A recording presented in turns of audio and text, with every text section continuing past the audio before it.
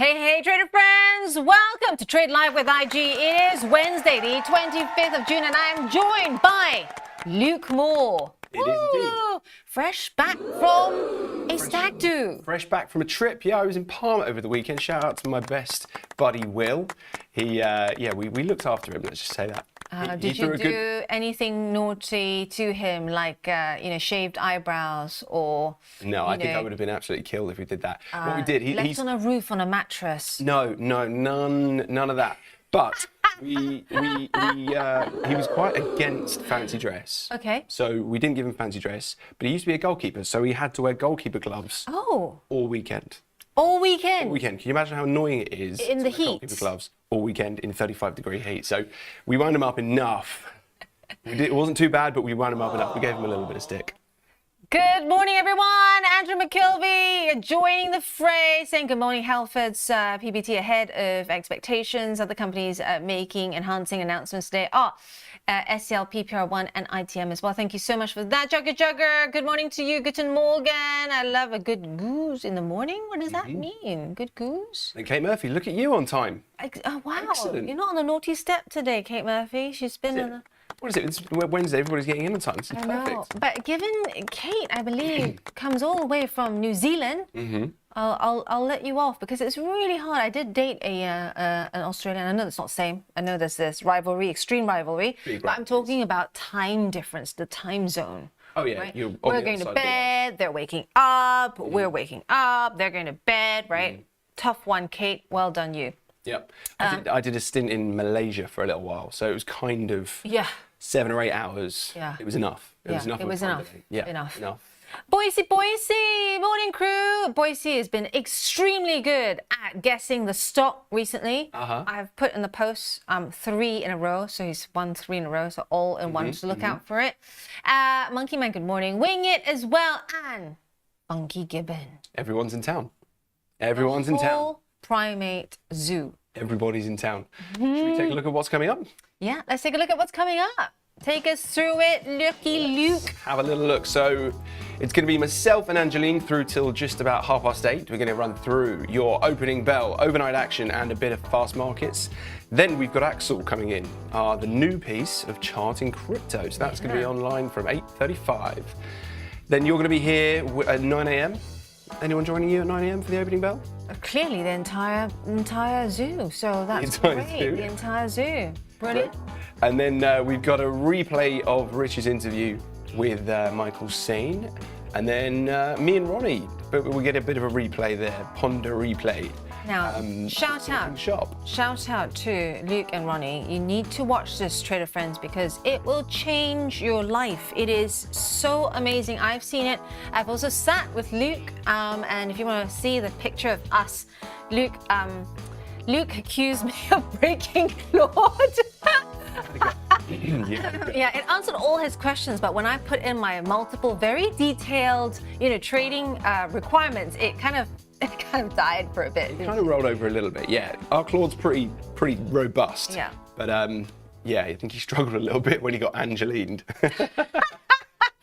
Witnessed the ong. I just said, if you're not clear and detailed about what you want, then you don't tend to get what you want. Yeah, correct. Speaking of getting what you want, at the moment, that ceasefire and the relative, optimism in the markets seems to be holding. It seems to be holding, but just before we get into markets, I want to just give a quick, very big congratulations to the England cricket team. Yes! Unbelievable yesterday. I saw a headline, as crossing this morning. What happened? Well, clearly we sponsor them. So that's part one. Both the men's and women's. The men and the women, we sponsor the right hand side because we figured out that there was more right-handed batsmen and bowlers, so that the brand would get all the show. But no, one of the biggest run chases ever on the final day. So it was, I think we chased down 371 runs. Wow. And I believe, if I'm not mistaken, it's only the second time that anybody has chased down a target after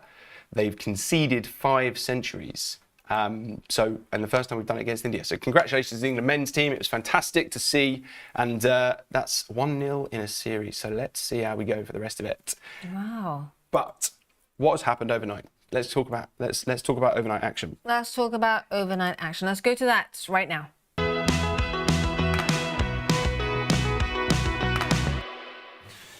I love doing this bit because, whatever news we cover in overnight action, we always keep it positive, don't we? We keep it positive. Well, we are at the moment, of course. Congratulations to the Nasdaq. An all-time high yesterday, up 1.5%. Yeah, and also the fact that, across, the volatility space, or implied volatility, still looking, pretty calm out there, right? Yeah, but it goes against, I think, talking to clients, a lot of people feel quite bearish. Yeah.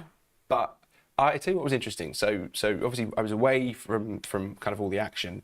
Yeah, you chose a good week, mate. Yeah, I did. Well, good week or bad week, depending on which way you want to see it. I want to make sure that we're here to help clients. But I was probably expecting, once the US strikes came in, for oil to be much higher, for the stock market to be much lower. But it was the market telling you that this was, expected to be a one and done. Yeah. Okay? And then, the retaliatory strikes were clearly non-trivial, I think, was probably the way to describe it. And the markets have shrugged it off. It's going to be really interesting to see how Trump talks today at NATO. Yeah. Because you're right. I mean, did you see the clip of him swearing yesterday before he jumped on his helicopter? With the F-bomb. Yeah. Yeah. I've never seen a sitting president swear on live TV. Until now. I'm kind of here for it, right? I'm kind of here for it. We're all honest, and he clearly believes that what he's done has impacted the Middle East positively. So I'm a realist, and I think if you're enthused about something, then you do what you can. But not great, because a lot of places can't now publish that comment. Yes. I am a follow the markets kind of person. So I crunched some data, looking at all the big news sources and the Bloombergs, the CNNs, the Reuters, and, made a cool graphic, only possible after extensive training with the wonderful Luke. That's why you need to watch Talking Shop later on, because this has revolutionized my life. So the ceasefire, whacking up my chart here. I'm zooming in for you because there's a lot of information here. Ceasefire seems to be holding. Markets did rally, if you saw the last few days, and always follow the numbers. Follow the numbers, because that tells you what the markets are thinking. Both sides reportedly committing to a truce. I've got the US position here, Israel's update as well. Israel, of course, claiming total victory, saying their campaign not over. Iran as well saying the same, declaring victory as well. And currently still very lacking in details as to what happens next. The big news, of course, is the fact that it looks like the targets are nuclear targets. We're not. Yeah.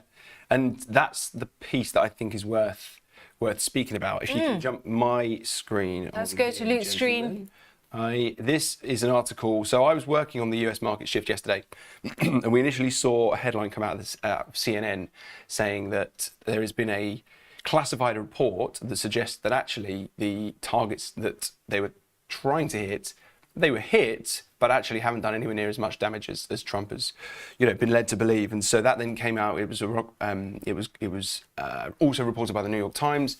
And lo and behold, we wake up and at 6 o'clock in the morning, it's going around the kind of mainstream media, the FT reporting on it, so the Telegraph. And so they're saying that after an initial assessment, not as much damage was done as they had originally hoped. Yeah. And so they, depending on kind of who we're talking to, they believe that it's only going to set them back by about a couple of months. It was obviously flat out denied.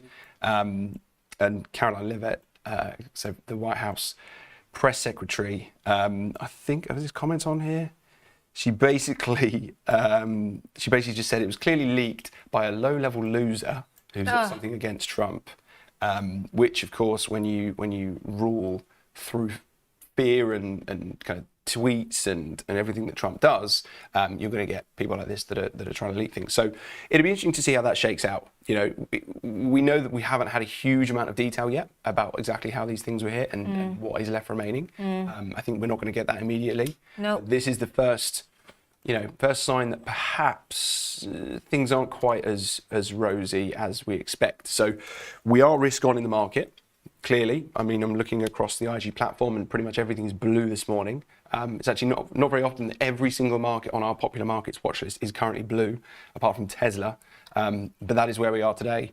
So I'm watching for any more reports of breaches in the ceasefire. We saw that Israel had come out and said that there is not, this campaign has not been finished. So we're going to have to see on that one. I think if we're going to see anything shake that in the kind of real short term on a daily basis, it'll be breaks of that ceasefire. So that's going to be a risk.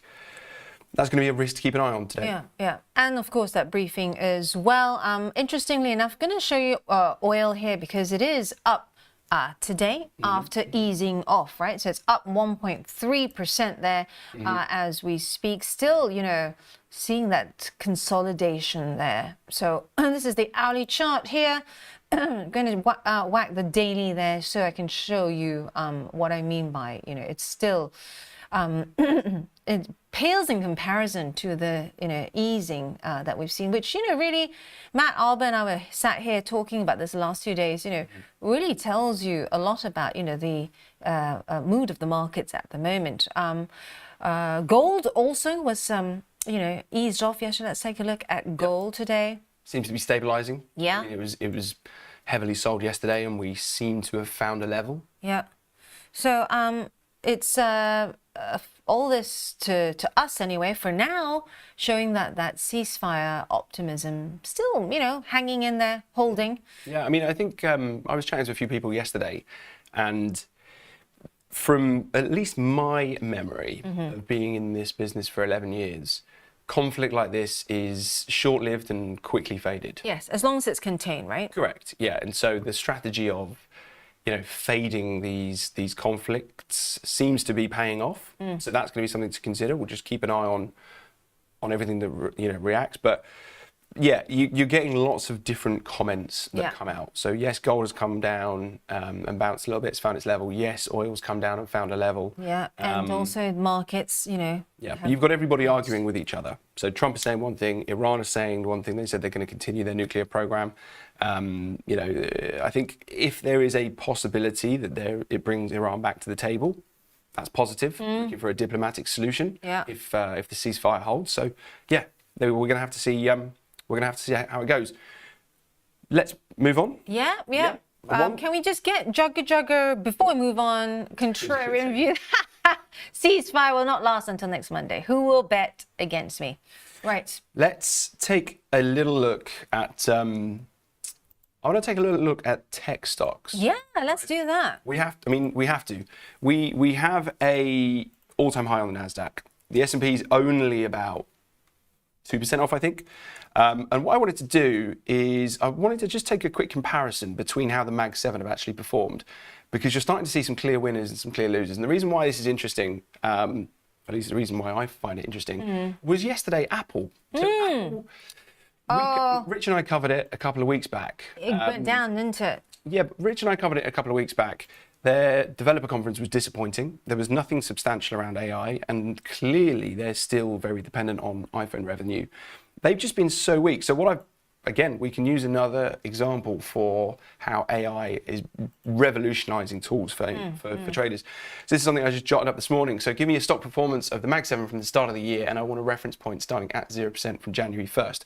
And so what I hope is clear. Right, so you've rebased it. I've rebased it from 0 at the start of the year. The winners up here, if I can get my mouse to work, are Microsoft. They are Microsoft, they are Google, and they are Nvidia. In fact, that's not Google. We've got Meta are at the top of the pops. And then I can scroll down here and it gives me all the data. And if you're looking here, the change since the 1st of January, Nvidia, Meta, Amazon, all absolutely flying, above 40%.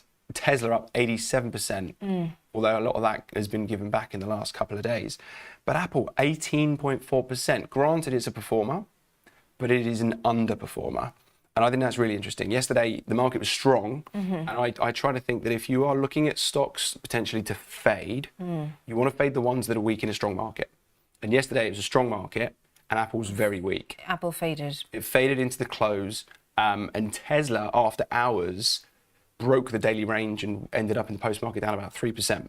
So if you're looking at ideas and you're looking at potential trade ideas today, I'd be probably looking at those two and maybe looking to see if you can get some setups there, especially as it looks like we're going to have another strong-ish start to the day with the S&P holding on to its gains overnight and the Nasdaq holding on to its gains overnight.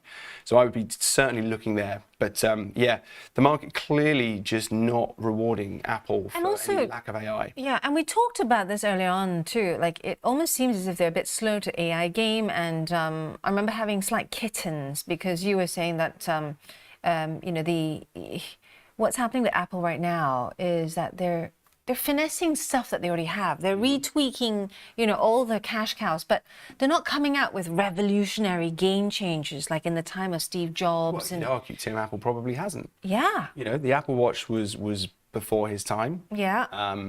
The goggles, I think, were a bit of a fad. There's been nothing necessarily that substantially new. I think the last thing that was new were the Vision Pro. Yeah, and the AirPods. AirPods. Yeah. Which I hear, and I trust you guys because we go to our Twitter friends for a lot of sort of, you know, research and real time sort of views. I've been hearing that it's like, you know, exceptionally good. No one who's used AirPods that I know can go back. I just don't like things in my ear because I have to do this for a living. So I do have an IFB in my ear. So, you know, enough in-ear stuff. But yeah, Apple, I'm really concerned about because, you know, it's just not able to break through, you know, levels last seen in May. It seems to just be stuck.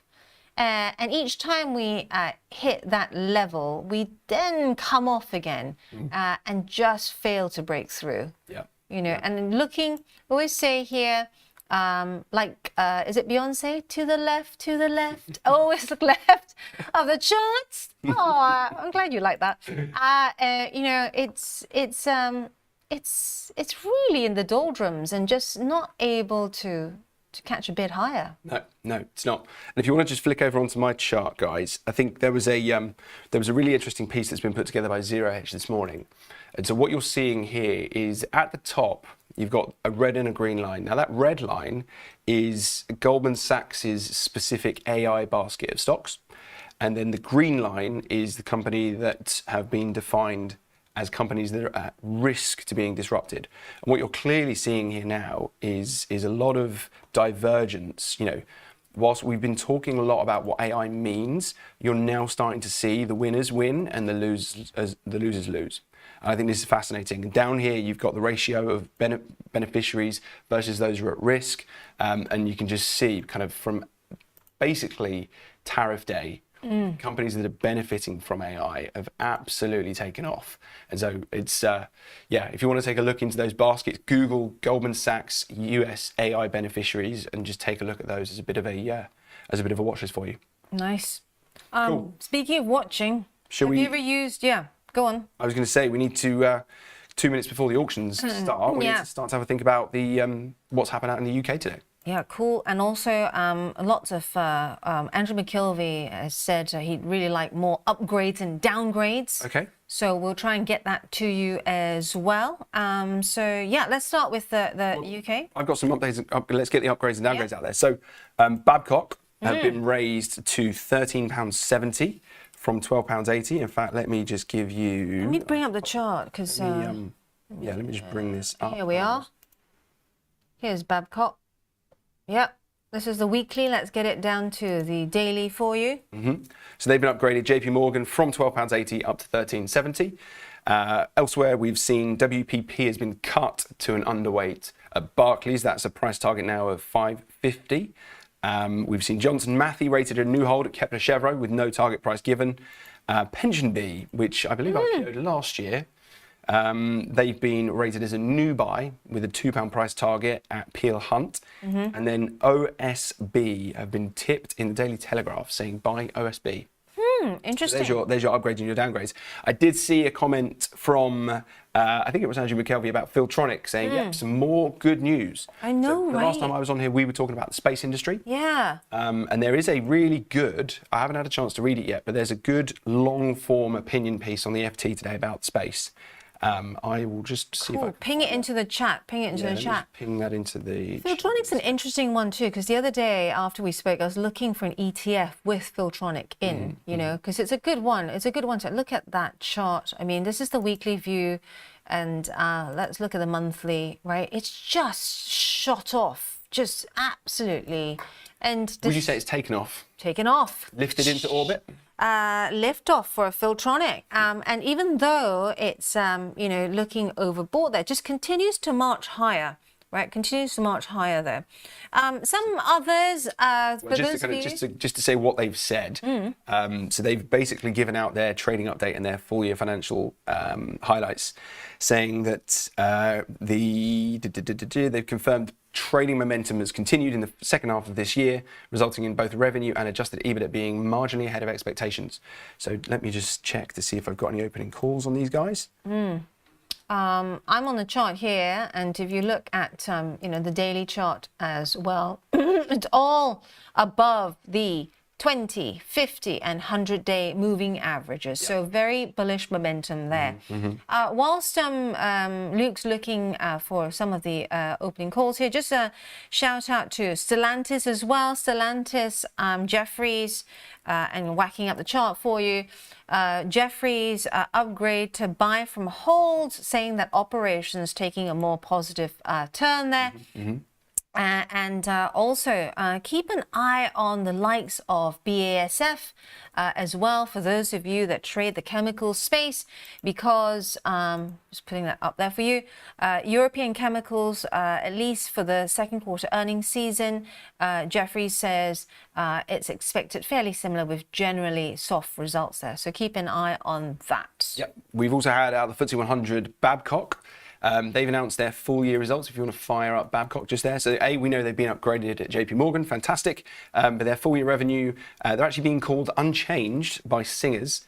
Their adjusted revenue comes pretty much bang in line with market expectations, £4.83 billion of revenue versus 4.84 expected. And they've announced a £200 million buyback. So good news for Babcock there. We'll see if the opening auction gives us any difference to the early calls. Elsewhere in the UK, Games Workshop, which is a surprisingly popular name that we see. And from memory, a surprisingly strong stock as well, if you have a little look at Games Workshop. This is not one I've traded. Let's have a look. And I'm, fairly strong since, definitely fairly strong since tariff day. So they've come out, they've declared an 85 pence dividend. And they're being called unchanged earlier. What else do we have here that's quite interesting? Halfords, yep, Andrew McKelvey, you've flagged that one. They're being called up 3%. Their full year revenues beat 1.72. Their gross margin beat, and they've seen their early trading bang in line with their expectations. So that is positive for them. They're being called up 3. Right. So Filtronic also being called up 1%. Not a huge difference there. Yeah. So we have a heap of other things out later today as well in terms of earnings. We've got, I believe, General Mills and Micron as well. Just having a quick look. How much time have we got, Yanis? Yanis is our new person at the wheel whilst Rich is on the beach somewhere, I think in Milan. In Milan? Yeah. They had a show on Friday, eh? They did. They did. Everything happened during the show on Friday. Yeah, and Rich was on air going, it was mental because, you know, it was just, there's so much movement. Yeah, of course. You know, everything was moving simultaneously, and you know, it's very directional. So they had to be really, you know, fast-fingered, changing legs repeatedly. I think Tom was like chomping at the bit as well at the back, so Rich had to like keep up, right? Yeah, trying to. And Tom was like, come on, change the limits, get in. So the Boise saying big up the Nottingham-based Games Workshop. Wow, Big up Nottingham. That's where I went to university. Nottingham University. Nottingham University. I hear it's a great university town as well. Yeah, great town. Great vibe. Let's get this up because tell me more, Boise. This is not one that I have traded at all. Like, you know, here we are. And correct me if I'm wrong, like you get Games Workshops in like all the Westfields and all those shops, right? Yeah, well, they're a domestic producer of course, a highly I want to say their products are supported by their fans, very loyal fans. And so it's really interesting. I believe they were doing something in the way of films, potentially video games, so expanding into the digital space. And clearly, the revenues that they're bringing in is continuing to work and declaring a dividend. Very good. Cool. Right. Have we got some more upgrades and downgrades have come in? Have we got time? We got time, Newt? No. Oh, yes. We got guess the chart. We got one quick one, just Interpublic. Try and look at that one. WPP also, Barclays cutting that to underweight from equal weight. Exactly. Right, let's go to guess the chart. Now, this is one that I have picked because Phil's not here. He's also in Malaga. Okay. I was texting him yesterday to say how hot it's going to be. It was 35 degrees in Palma over the weekend. It's warm. He's going to burn. Warm. He's going to burn. I did tell him, bring a rash up. Right, are you guys ready? This is a US stock. Okay, a US stock. On your stock. marks. Get set. Go!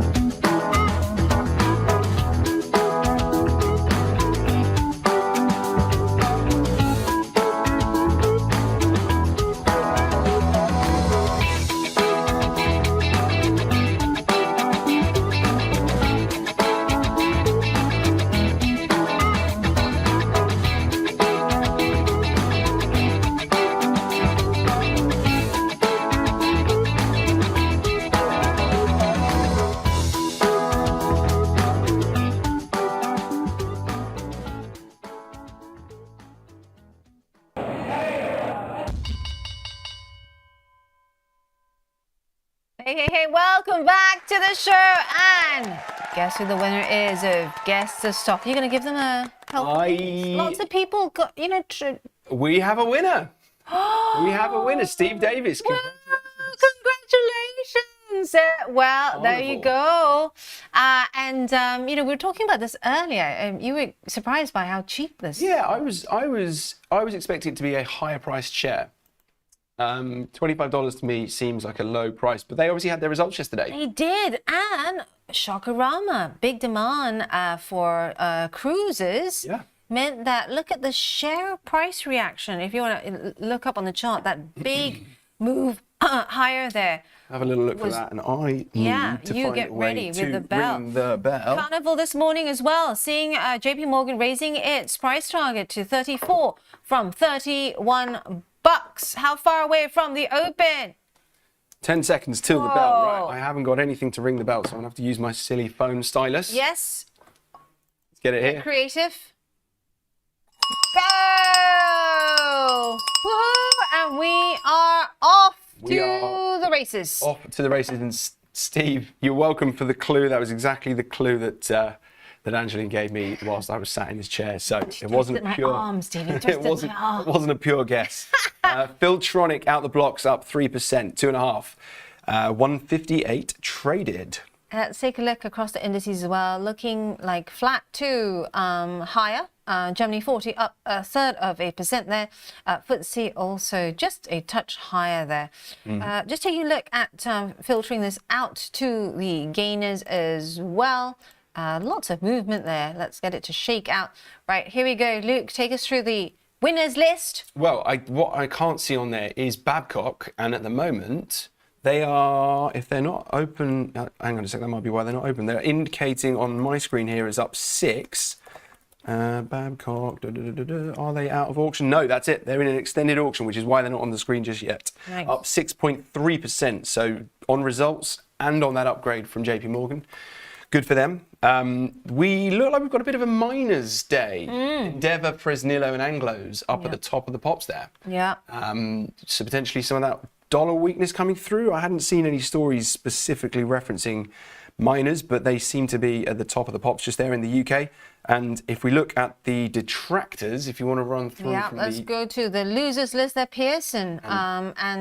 Actually, it's all moving quite rapidly. There we are. And WPP. Yeah. WPP on the back of that coverage. You heard me coming out just as before we went to guess the stock. WPP did have a downgrade earlier on. Pearson also lower, and we've got Croda International also amongst the top 3 there. EasyJet, some of the airlines which bounced, last session or so, now starting to give back gains again. Of course, everyone eyeing the situation that very, very fragile ceasefire seems to be holding out in the Middle East. For how long, I don't know, but we have some contrarian views on our comments this morning as well. Whitbread down 0.5%. So some of the consumer names there lower. JD Sports as well is down. Well, the JD Sports one is interesting because, of course, we've had some news this morning that we didn't get a chance to cover. A very popular retail name, the Hut Group, THG. So they've come out with some numbers. They are, where are THG? Here we are. Ooh, up 7.8%. Up 7.8%. So they're a company that's very heavily shorted. And Matt Mulder, as a CEO, has been very critical of how the London Stock Exchange is Mulder?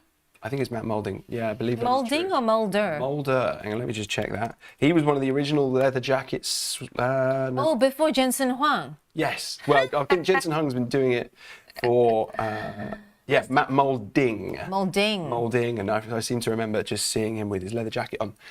But look, it's just been from an IPO. Look at that. Yeah, it's been probably one of the worst IPOs that we've seen. I'd be interested to see whether Aston Martin is better or worse than that, just on an absolute percentage basis. Yeah. But scuttling along the bottom there, they've got. I think the problem that they have is that Matt has a controlling share, and so people don't like that unless that has changed. But from memory, I don't think it has. And he's just been applying more and more money into it, and it just cannot catch a break. But they've said their full-year guidance is unchanged. So a big reaction there, now looking like they're trading up nearly 9% on the back of that news. So well done to any long-term holders there. Here's a drama on the 1-minute chart there for you. Yeah. Speaking of drama, you heard me talk about Stellantis earlier as well. Stellantis, take a look at that right now. It is up more than 2% after Jefferies ups the company's target to buy. So you heard that here first. Just checking out, I've built myself a nice little filter for the biggest movers across Europe as well. Some interesting names that I've not come across before. And Lumi Bird is one of them, up more than 4%. This is after the company's subsidiary Photonics unit secured a major naval contract. So you're seeing a lot of contracts being agreed and signed. Did you see Keir Starmer's comments yesterday? Those of you that have been watching the outcome of NATO, Starmer looking like he's trying to curry favor with Trump, right? Saying, I think we need 12, is it 12 fighter jets? Yeah. So I've got the article up here somewhere from the front page of. I think they were F-35s that were spoken about. Yeah, 12 new jets to carry nuclear warheads. So if you want to pop my screen up there while the Telegraph tries to pick what I want to listen to. So we're going to be buying 12 F-35A. Yeah. There we are, F-35A. And these ones are capable of delivering tactical nuclear bombs. And so Starmer said, in an era of radical uncertainty, we can no longer take peace for granted, which is why our government is investing in our national security. Babcock has just opened whilst we were talking about this. I'd be interested to see who it is that makes these. If anyone in the chat knows, I'm just going to try and flick through this article to try and find out who it is that makes these, but perhaps... Lockheed. Yes. Okay. Well, they'll be worth watching on the US.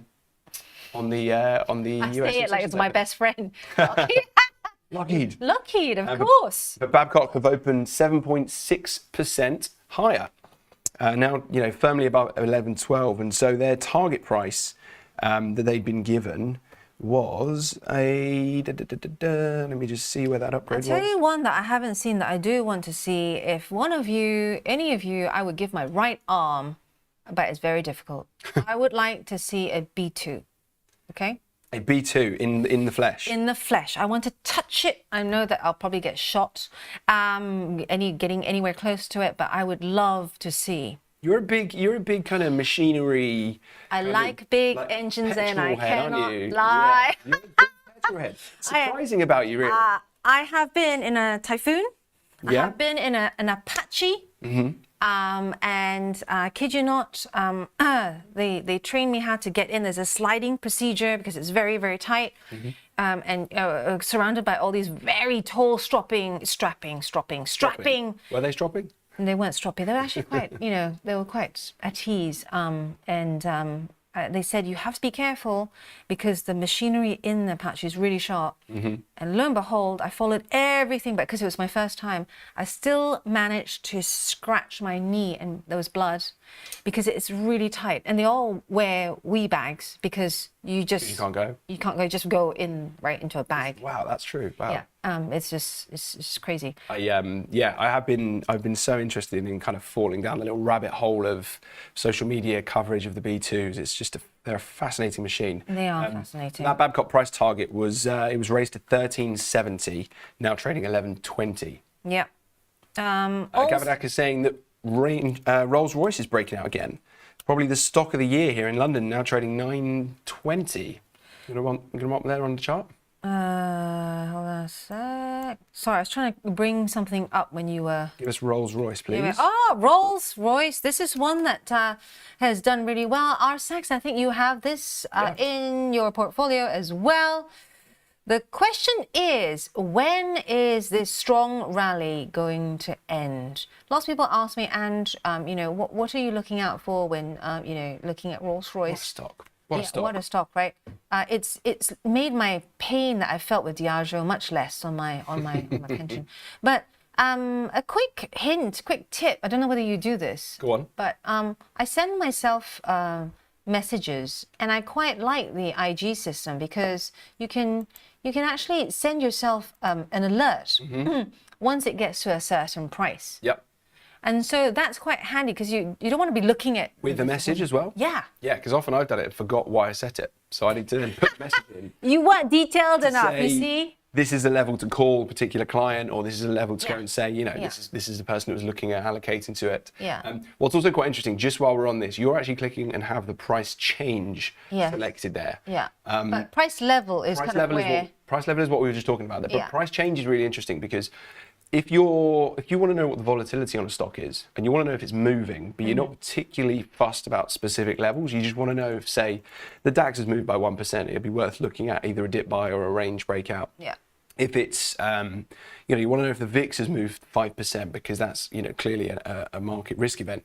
This is exactly the tool to use. So you can set this and say, I want to know whether the price has moved by a percentage.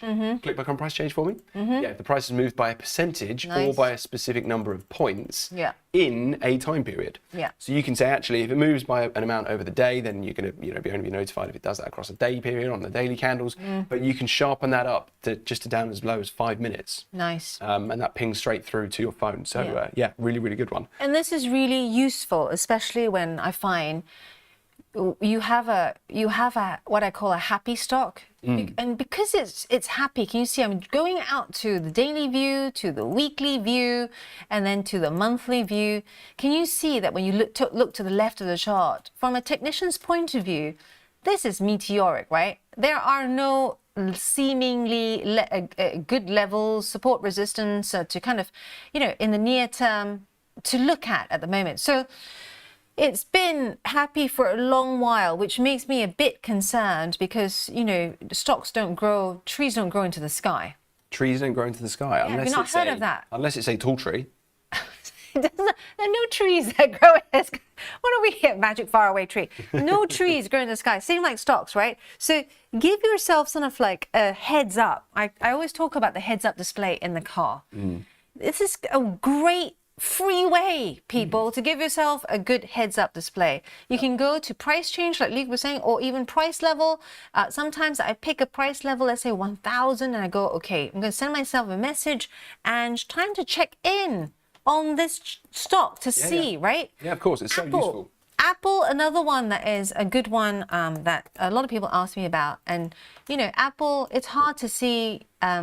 even Issa was saying that, come on, Apple, it's got to be here forever. So is Nike, right? So he is also into Nike. Thinking maybe now is just like time to just buy. If you think it will continue to, come back and be great again, as it was back in December. But it's a good thing to almost note to yourself, and you can do this in the alerts, right? If everyone's still saying, yes, it's really expensive new model, but people still buying it, fair enough. But if some people and a growing number start to say, well, this really sucks, right? Wow. By the way, to stop you there whilst you're on such a good little tech run, Babcock now up 12.7%. Wow. Racing ahead. It is racing, because when your opening was around up 7%, right? Correct. Yeah. And now up 12.8%, up at 1167 now trading. Yeah. Taking you across to some of the others, Worldline down 10% there. Also taking a look at Lion Trust as well, because I think that is moving quite I was just about to say about Lion Trust. So that was one of the large cap stocks that we haven't spoken about. Down 3%. Down 3%. It was down lower. It looks like it's off the lows. And it's a UK-based investment trust. It's a UK-based investing firm. They've been out with numbers this morning. Whilst we're looking at the price there, if you want to throw my screen up, the big thing, and again, this is where AI really gives you the insight as a retail trader, because you don't have to ask much of a prompt. Now, this one is actually on Google, when I've just tucked in Lion Trust AM stock holdings, and Gemini is now giving us a bit of a list on what actually they are in. So let me just zoom in on here. So nice defensives there, Unilever, Oil they're very Major, heavily focused in the UK. They've got multi-asset funds. They have some European stronghold funds. But if you look at their UK equity fund, they're focused on the main FTSE 100 players.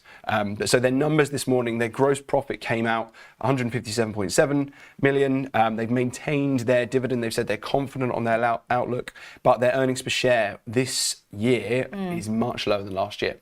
So the EPS is only 56.8 pence versus 79.2 pence last year. Nice. I like the names there, but every time I see, especially in a trust or an equity fund, when I see Dunelm crop up, I find that very interesting. Because, have you been into a Dunelm before? I have, and it's I consider it like a recession indicator.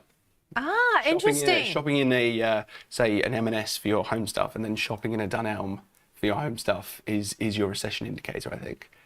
Different parts of the market, of course, but a bellwether stock in the UK. You know, the other one that's similar is B&M Retail, which is very kind of similar stock in the same sector. But the market not enjoying those numbers down, now only 2.3%, so continuing to bounce there. Yeah, and from a technical point of view, just really quickly showing this because I just did a short on this, which you can find on the Trade Live with IG site. It's called Technical Tips. Okay. And it's very chunkable. Lots of people say, and you know, we love all the technicals. Can you make it really short and make it engaging and easy to remember? So here, Lion Trust is a wonderful example. This is a hanging man. So you can see the 3 candles marching up, all parties going on. This is a daily chart here. And suddenly you see Luke walk in with his tie askew to the party. I'm just trying to make them remember the hanging man. And the body of the candle, this is a man, your head, with your tie askew, yes? Right, then, yeah. Sorry. I thought you were saying my car tyre. No, your tie... Your tie askew. Right, You doesn't really wear a tie, but that you know, makes sense. your No, tie, I see it. Okay. Right? You're looking really rough, like you've been at this stag do right, the whole week and had no. He looks great for a stag do. Let's not drink, y'all. And so this is a signal that wait a minute, guys, the party might be starting to change tone. Look, it's a strong double top. Right, that is a strong kind of rejection of that 410 level, both back in when is that? Back, just give me the time on the previous high there. And look at that level. I mean, that is 410 is a strong level here that was previously acting as support, now acting as resistance. Yeah. Not good signs for technical bulls. Yeah, and you need to see a clean break for it to start to change that trend. But you are starting to see, you know, if you that kind of COVID, my brain's frazzled. You see that Liberation Day low. You are starting to see lower highs made and higher lows. Yeah. So yeah, that 410 level, 413, I think it is really key. It is very key, and he's nailed the. We don't rehearse this. This is amazing. It's almost like it's rehearsed because you nailed it on the head when support becomes resistance, vice versa. That's called inverse polarity. And that's what we look for very often on the charts. Right, we have to go to fast markets, so stay where you are, pop the kettle on, get your coffee, get your toast, slam your questions here, and don't forget to like and subscribe, people. We can bring you more of this content only if you subscribe. Remember, if you came on Friday, Phil did a great job. It's like, no subscribe, no entry. Nice. That's good. That's good. And I was there too at the front. Right. So how are we tracking in terms of numbers now? We are doing really well. Yesterday we had 1,091 subscribers. What are we up to today? 1,105. We need to find it 1,105. So I suppose the next target is now Babcock, right? Babcock's trading 11.75. We need another 50 to get there. There we go. Yeah. Boise, thank you for that hint. Yes, I need to change up, but there is a story behind that, and it's to do with Guinness. Right. There you Off to fast markets. We'll come back with that story. Watch Trade Live with IG weekdays from 7:30 a.m. on our brand new YouTube channel at Trade Live with IG. As well as the live show on our new YouTube, you will find our full beginner's course to trading options, daily YouTube shorts of all the action that happens after the show's finished, and Trade of the Week and Psychology of Markets. And don't forget to hit those like and subscribe buttons for more exclusive trading content. Do you like the sound of tax-free trading? Well, that's exactly what spread betting enables you to do. This tax-free way of trading lets you speculate on the price of over 17,000 financial instruments, like shares, indices, forex, and commodities, without actually owning them. With spread betting, you can benefit from both rising and falling prices, letting you find the perfect opportunity. So if you think the market's going up, you buy. If you think it's going down, then you can sell short. Not only is spread betting exempt from capital gains tax, but it's also commission free. All you pay is the spread. With us, you're not alone. You're part of a wide community of traders that you can learn from. We've got the experts, the tools, and extensive educational resources to help you on your journey. If you're not quite ready to trade with real money, you can always give it a go on a demo account. Open an account today, join the conversation, and be inspired to make moves.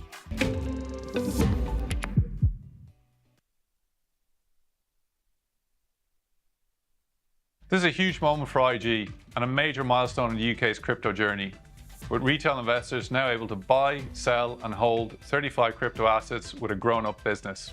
Adoption is rapidly growing, and with UK crypto regulation gathering steam, we want to give existing and future investors a platform where they can trade crypto with clear and transparent fees with a provider already used by hundreds of thousands of retail investors.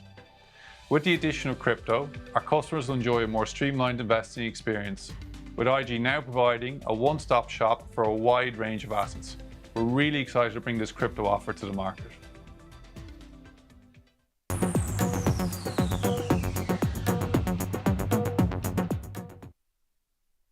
Hey, hey, hey! Welcome back to Fast Markets, and we've been looking at the comments, and Gavin Ackers, I think we're going to talk about the banks for you because they're looking pretty weak today, actually. Down around, well, between them, various different bits and pieces, but of course, they are coming up to, I believe, are they coming up to earnings? Let me just take a quick look. No, I think they've spoken about earnings. There's a fantastic article, by the way, on our website from Axel, who we know, of course, is up on the show in about a couple of minutes, that we can take a little look at. So if you want to quickly fire this up on the screen, and I will zoom in on the text so that we can all see it. Mixed results. NatWest delivering a standout performance that he's highlighted and done a bit of technical analysis there. We've got Barclays being a bit more broad. Of course, they have the investment bank helping them out. And then we look at Lloyds, which is still, you know, they've got the car motor finance scandal now. You know, they had the previous PPI scandal. There's lots of bits and pieces going on. However, when we look at their share price performance, Lloyds is up the most since the start of the year, 38%. Yeah, it's a firm favourite amongst some IG clients as well. Oh, completely. Yeah, completely. And So the divvy play? for a good reason as well. I think if you're based in the UK and you have a pension, the chances are you're going to be exposed to the banks. Yeah. And funnily, one that doesn't really get traded that much is HSBC, but it's one of the largest weightings in the FTSE 100, which is a little bit random there. But if we just take a look at the platform for today, what I've got here set up for you is Barclays, Lloyds, NatWest, to be read left from right. I've got the minute-by-minute candlesticks at the top here, and then I've got the dailies at the bottom. Your eyesight is good, Luke. Well, normally I'm not showing this on the show. Normally I'm looking at this on a screen. However, but as Gavin Ackers said, it is going to be this breakout level that we're looking at. So let me just make this full screen here. Now, one thing I've done on this is used the multi-chart tool. So if you can see my screen, if I can zoom in on this, no, I don't think it's going to behave itself. Yeah. On the chart, on all of the charts on IG, what you can do is you can click this button that's in the top left-hand corner, and you can actually look at charts on different time horizons. Nice. And so if you're like me in the sense that you don't want to be fighting against the longer tide, or you at least want to know where those breakout levels are, using two charts like this, it gives me, I like to think it gives me a bit of a market profile for where we are. So where are we in context? And yeah, you know, Barclays, it needs to push back above this 334 level. I'd say Lloyds has been fairly disappointing since its results, as has NatWest. So you're starting to see, you know, Barclays had good results and are pushing on. They've had a bit of a dip. They got bought strongly yesterday. I believe they were up 3 to 4%. I was selling some up at 333. I think I got filled in some yesterday for a client. Yeah, it's a set of companies that are very popularly traded, and of course we're in a very strong bull market at the moment. Yeah. And I love how Luke is so technical and so, you know, extremely detailed. Love all of this. I'm very simple. I'm just very simple. We need to cut that up for socials. I'm just very simple. And very simple. One of the key reasons why banks are also up today is because banks tend to get a lift when uncertainty goes down, right? So, relatively at the moment, we talked about that ceasefire looking like it's holding, right? Anything can happen, but right now, trading the fact, ceasefire appears to be holding at the moment, which is why the UK Banks Index is up. And actually, the Barclays, the Standard Chartered of this world, whacking the chart up there, Standard Chartered up 0.2%, is, you know, they're among the top gainers in the banking space. HSBC also up, Lloyd's, and you showed NatWest as well, all also up, because don't forget these banks have huge networks, especially HSBC towards to emerging markets, to Asia, all those places, and uncertainty is really bad for business, right? You get the big, pushes into the upcoming demographics who are likely to take out loans, home loans, car loans. Guess what happens to all that, trader friends, when you have a third war situation erupting in the Middle East, and you're watching that as you're thinking, shall I take out that mortgage? Right? So it's all about this shrinking process. If we see a continued, and hopefully Gavin Ackers, you're not right, you're, not that I don't want you to be right, but is it Gavin that said that the ceasefire might not hold after this weekend? One of you did on the chat. Yep. Then you're likely to see that banks continue to be well supported. Year to date, the sub-index, UK Banking Index, look it up some 19%. Yeah, I mean, if we just take a quick look as well at Barclays, just because that was what we were talking about, and we look at the TipRanks Smart Score. So I've just fired it up here on the left-hand side. Is that clear enough for the show? No, it's not. Let me just move it over to here. It's showing as a 10 out of 10. So technically speaking, powered by TipRanks, who are our data assimilation partner, they're suggesting that there is a strong buy given its price currently relative to its average price target.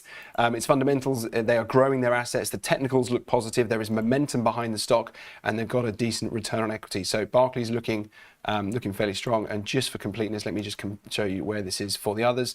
Lloyd's only a neutral, 4 out of 10, so not necessarily the most bullish of signals there. And NatWest is having mapping issues, so I can't tell you what that is just now. I will see and get IT to look at that one. And not forgetting, taking a look at client sentiment, you always have this at your disposal. What I find really, really handy, I'm going to zoom in for you. The thing I like to look at most is the last hour, right? Trading activity. Back on Standard Chartered, just to be clear.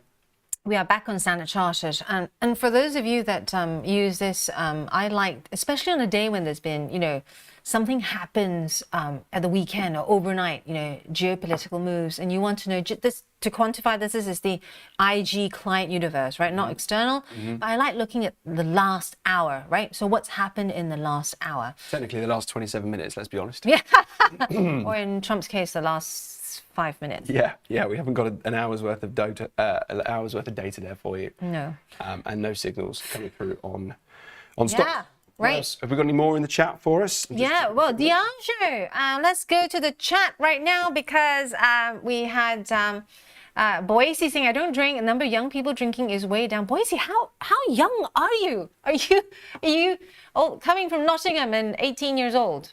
And so I don't buy alcohol stocks like Diageo. Oh, do you have a house full of teenagers? Is that what you're saying? Perhaps. It is interesting, though. I mean, it's definitely something that is notable. It is. And I'm gutted because you know why I invested in Diageo, right? Guinness Zero. Guinness Zero, exactly. I did a blind test. I always do these tests, as you know, almost, real story, almost accidentally, it wasn't on purpose, accidentally killed my husband with a Greg's vegan sausage roll. But, if you haven't, go and taste the Guinness Zero, because I did a blind test and was pretty darn close. I can still tell, but not after a few drinks, then I can't tell. So I thought, right, Diageo has got its fingers in the emerging markets pie, but also has these zeros that I really rate. They're really good. Yeah, they're really good. But also it has still, the additional still exposure to big growth markets like the US. US is still a big growth market for them, right? And their shares, I mean, this is, I'm now really, like, the pain is a bit too much even for me. And I'm just really thinking, maybe should I just cut my losses, because it just keeps hurting me. It does. It does. If you have a little look there, the TipRanks is just above neutral.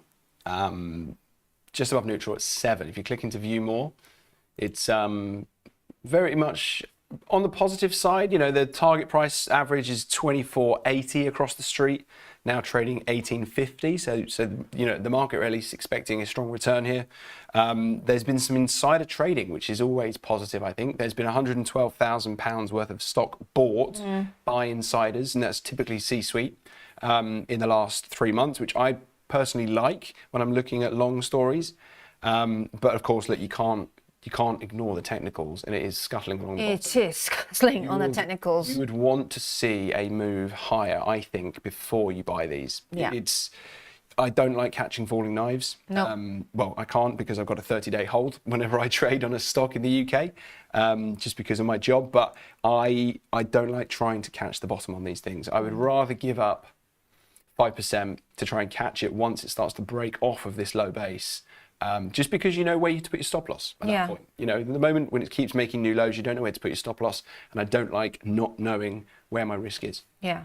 Do you know when I thought I need to maybe get out now? Do you know when that pivotal moment was? It was when, it's not been confirmed yet, trader friends, but you heard it here first. There's a lot of talk about the US looking to clamp down on drinking. And then now there are all these, tell me if you've seen it, because I started seeing it, sobriety parties. Okay. Sober parties, basically. Sober parties, yeah. Right? It started from like the Alcoholics Anonymous and the people who are recovering, they have these parties with alcohol. But now apparently it's catching on as a trend. Cool. I mean, I think it is, outside of the investment space, brilliant for you. If it's something that you enjoy, and absolutely go for it. Its friends should support it. And in fact, there were people that were on our stag that weren't drinking, and that was absolutely. It was fine. That was yeah. absolutely fine. I like my Guinness Zero every now and again. It's definitely a societal change that is interesting to keep an eye on. I wonder what they're going to do instead. Yeah. On that note, sorry, Yanis, you were saying to me Right, we have a break coming up. David Boise saying 40 years young. Kate Murphy as well. What's views of having more than one bank in a portfolio? Well, Luke has a client that just trades UK banks. Yeah, and I would say the critique of that is correlations. Yeah. They're fairly correlated. So you want to buy the stronger one. If they're going to move in lockstep, you want to buy the stronger one. Yeah, I have Lloyd's as well, but that's a divvy play. And Andrew McKilvey mentioning he has got Lloyd's as well. Right, stay right where you are, because we have decoding charts. There's a crypto charts. Charting crypto. Charting crypto with Axel. So any questions, please put it here. And don't forget to slam the like and subscribe button. Thank you so much, Luke. We'll see you on the floor. See you later.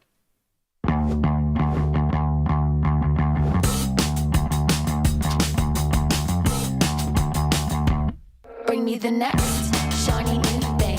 Bring me the next shiny new thing. Bring me the next shiny new thing. Bring me the next.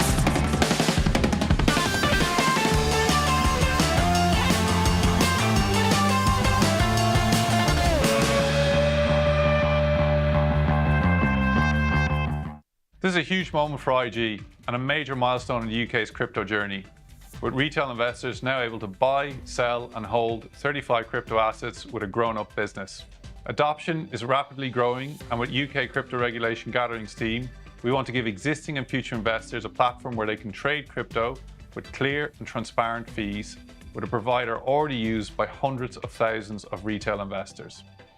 With the addition of crypto, our customers will enjoy a more streamlined investing experience, with IG now providing a one-stop shop for a wide range of assets. We're really excited to bring this crypto offer to the market. If you're looking for flexible ways to trade financial markets, whether you're experienced or new to trading, you've come to the right place. CFDs let you speculate on the price of financial instruments like shares, indices, forex, and commodities without actually owning them. You can benefit from both rising and falling prices across 17,000 markets, letting you find the perfect opportunity. So if you think the market's going up, you buy. If you think it's going to go down, you sell. When trading CFDs, you're trading on leverage. Now, leverage lets you trade bigger positions with less money up front. So this increases your profits on your trades, but also remember your losses are also amplified, so be sure to manage your risk. With us, you're not alone. You're part of a wide community of traders that you can learn from. We've got the experts, the tools, and extensive educational resources to help you on your journey. If you're not quite ready to trade CFDs with real money, you can always give it a go on a demo account. Open an account today, join the conversation, and be inspired to make moves.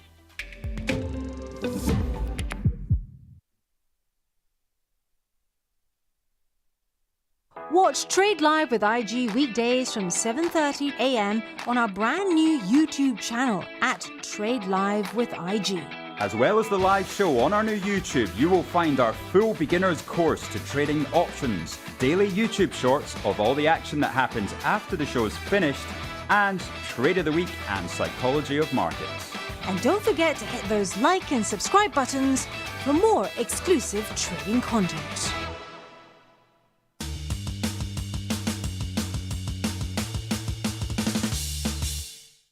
Hello and welcome to Charting Crypto, our second week.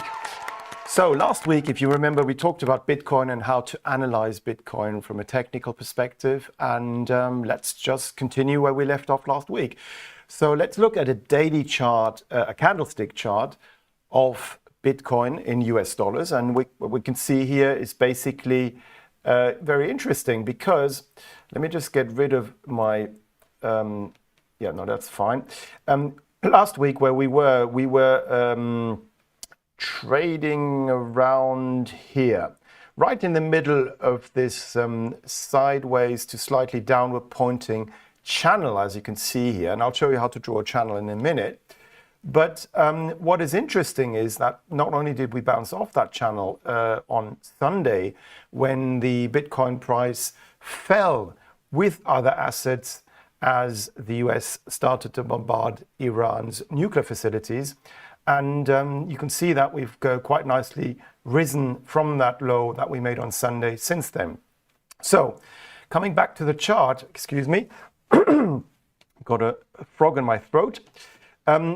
What is interesting, and that's why I love using technical analysis, is that basically you can see here that yes, intraday on Sunday, we went through that previous support area, but it did actually hold. So if I show you what I mean by this, can you see here the lows going back to the 12th of May together with the lows seen on the 5th of June? Can you see these lows? So what I'm doing is I'm basically drawing a rectangle between previous daily lows here on these candles, and you can see that that potentially acted as support. It did so on Saturday, and then on Sunday we went through it, but we actually closed, because the closing on this candle, as you know, with candlesticks, they are green in this case if the close is above the open, and they're red if the close is below the open. Obviously, Bitcoin trades 24 hours a day, but at these cutoff points that I'm using here with UK times, we close basically in the support area. And then, sorry again. Since then, we basically recovered very, very strongly. So what is the chart actually telling us? Well, we can see that we've had 4 days of consecutive falling prices in Bitcoin, fell through that support zone here, but we did actually hold marginally above that previous high. So previous highs also can act as support. And we stayed above this one here, this line, which is the 200-day simple moving average. And even investors who don't look at charts and don't really believe in technical analysis, and it doesn't just apply to cryptocurrencies, but also to any asset class, seem to say that if an underlying market is trading above or moving above a 200-day simply moving average, it's deemed to be longer-term bullish. If it's below it, it's deemed to be longer-term bearish. Now, it's a very crude approximation, but you can see here that the Bitcoin price in dollars remains above the 200-day simple moving average, which comes in around $96,000.71. Now, what we've seen here is a reversal to the upside, which was very strong on Monday on this announcement by President Trump of a ceasefire. And you can see that that candle, if we ignore all the news flow and just look at the data, you can see that that candle basically engulfed more or less the 3 previous days' bodies. And the body is simply the difference between the open and the close, these colored areas on these candlesticks. So basically what we're seeing is in one day, we've seen a reversal of the trend of the previous 3 days. So that is bullish behavior. What we're now seeing is smaller candles. So we're starting to lose upside momentum. But that can happen. It's normal for a move, which was a high volatility move, to then pause. Some people are taking profits, and then to continue or not. So for example, we had a similar situation here in June. Can you see we had a reversal on the 6th of June here, and then another candle which was smaller than the previous one, and then a small candle here, and then we had another big one. So perhaps we're seeing something similar happening here. But what is interesting from a technical perspective is the following. And this is where I'm going to show you how to use a channel. So how to correctly draw a trend channel. Well, what you do is you start off with the trend line. And you can see here, we have a series of lower highs and lower lows, despite that last move higher. And that is the definition of a downtrend, albeit a slight one. But can you see here what we can do? We take the highest point and connect our resistance line, because it's only got 2 touching points, with the next lower high. And that then gives us this resistance line. And we then move that one parallel down to the low we see here, to the lowest low of that movement. And that then often gives us a target for the future. And this is exactly where more or less Bitcoin held on Sunday. So we tested that support down here. We fell through the previous support I just showed you, that rectangle, and now we're heading back up again. And technically speaking, if we close today above the last reaction high, what is the reaction high? As you know, I always talk about reaction highs and lows. Well, it's simply a high which is higher on this candle than the one to its left and to its right. And if we close above the last reaction high, which was made on Friday at $106,531, if we do so today, that is bullish price behavior. And it would mean that technically speaking, we're heading towards the upper downtrend channel resistance line, which is this one here, which at the moment can be seen around $109,227. So that would be the next upside target. And you can see that that upside target ties in with the next higher relative high. So you can see what I'm doing is I'm sort of stacking up different technical levels to see where the market might get to next. Now, obviously, I can come up with my analysis and it could turn out to be completely wrong. So at what point, if, for example, you're holding Bitcoin, so you're long as an investment, well, at what point would it be wrong on your view? It really depends on your time frame. But imagine you bought Bitcoin on Monday, for example. At what point does the chart change direction? Well, basically what you do, you go to the left and you can see here where the last reaction low was. And you can see this is an important reaction low because we went all the way down from the 10th of June high into that Sunday low on the 22nd of June. And since then, we've gone back up again. So that is the most important reaction low. And that low, as you can see here on the chart, was made at $98,330. So basically, as long as we stay above that level, $98,330 on Bitcoin, we remain long-term bullish. Why? Because what we've seen here from the April lows is a nice uptrend, very strong uptrend. And then what we're just seeing here is a corrective move against that uptrend. And this sort of thing happens all the time. You can see it happening, for example, in the previous bull run. Can you see here? We had a phase in September to October. Then we had a sideways trading correction. Then we had another phase up, another sideways correction, and then another phase up, sideways, up, and so forth. So what we're currently seeing is just a correction. And did you see where we topped out with regards to Bitcoin? Yes, we made a new all-time high just on the 22nd of May at $111,966 nearly. And that was marginally above the highs that we made previously, the all-time highs in December. And as you can see here in January of this year. And these highs here, so that's why I always look back into the past on my charts. These highs here now in the days ahead in the short term may act as resistance. So where do they come in? As you can see, I draw in another rectangle here, and we can see now on our daily chart that this area also comes in where basically we drew in our downtrend channel. So you can see a crossover. Again, you've got different puzzle pieces coming together here. This resistance line, this previous high from the 16th of June, that previous resistance here, the rectangle made up of these previous highs. So all of that may act as resistance, at least in the short term, if we were to get there on the Bitcoin price in the next few days or so. So this is how you stagger your analysis, basically. You're trying to get the odds in your favor, and all you're looking at is basically a graphical representation of the underlying price. And the price is nothing else than the difference between buyers and sellers, demand and supply, if you want, in fundamental terms. Now, I've got a question here by David Boyce. Thank you very much for sending your questions in. And the question is, the bull market support band is the indicator I use most for Bitcoin. Have you used it too? I must admit that I haven't. I don't know what a support band is, and I've been using technical analysis for over 30 years now, so maybe it's a new indicator. But as long as it makes sense from a logical point of view, then yes, use whatever works for you. But obviously, if you invest in cryptocurrencies, you need to be aware of the underlying risk of cryptocurrencies, and as we know, they are unregulated, so you could lose everything that you're investing.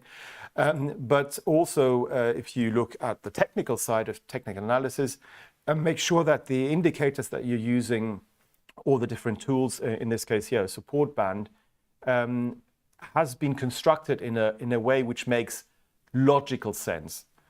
Because all these oscillators we look at, for example, as you can see here, I use very few now. I mean, when I started off in, I believe it was 1991, believe it or not, looking at charts, I basically drew all these different lines on my charts. I had a fast stochastic, I had a slow stochastic, I had a relative strength index, I had a MACD or MACD, as some people call it. And I had all these different indicators and everything, and it was just overkill.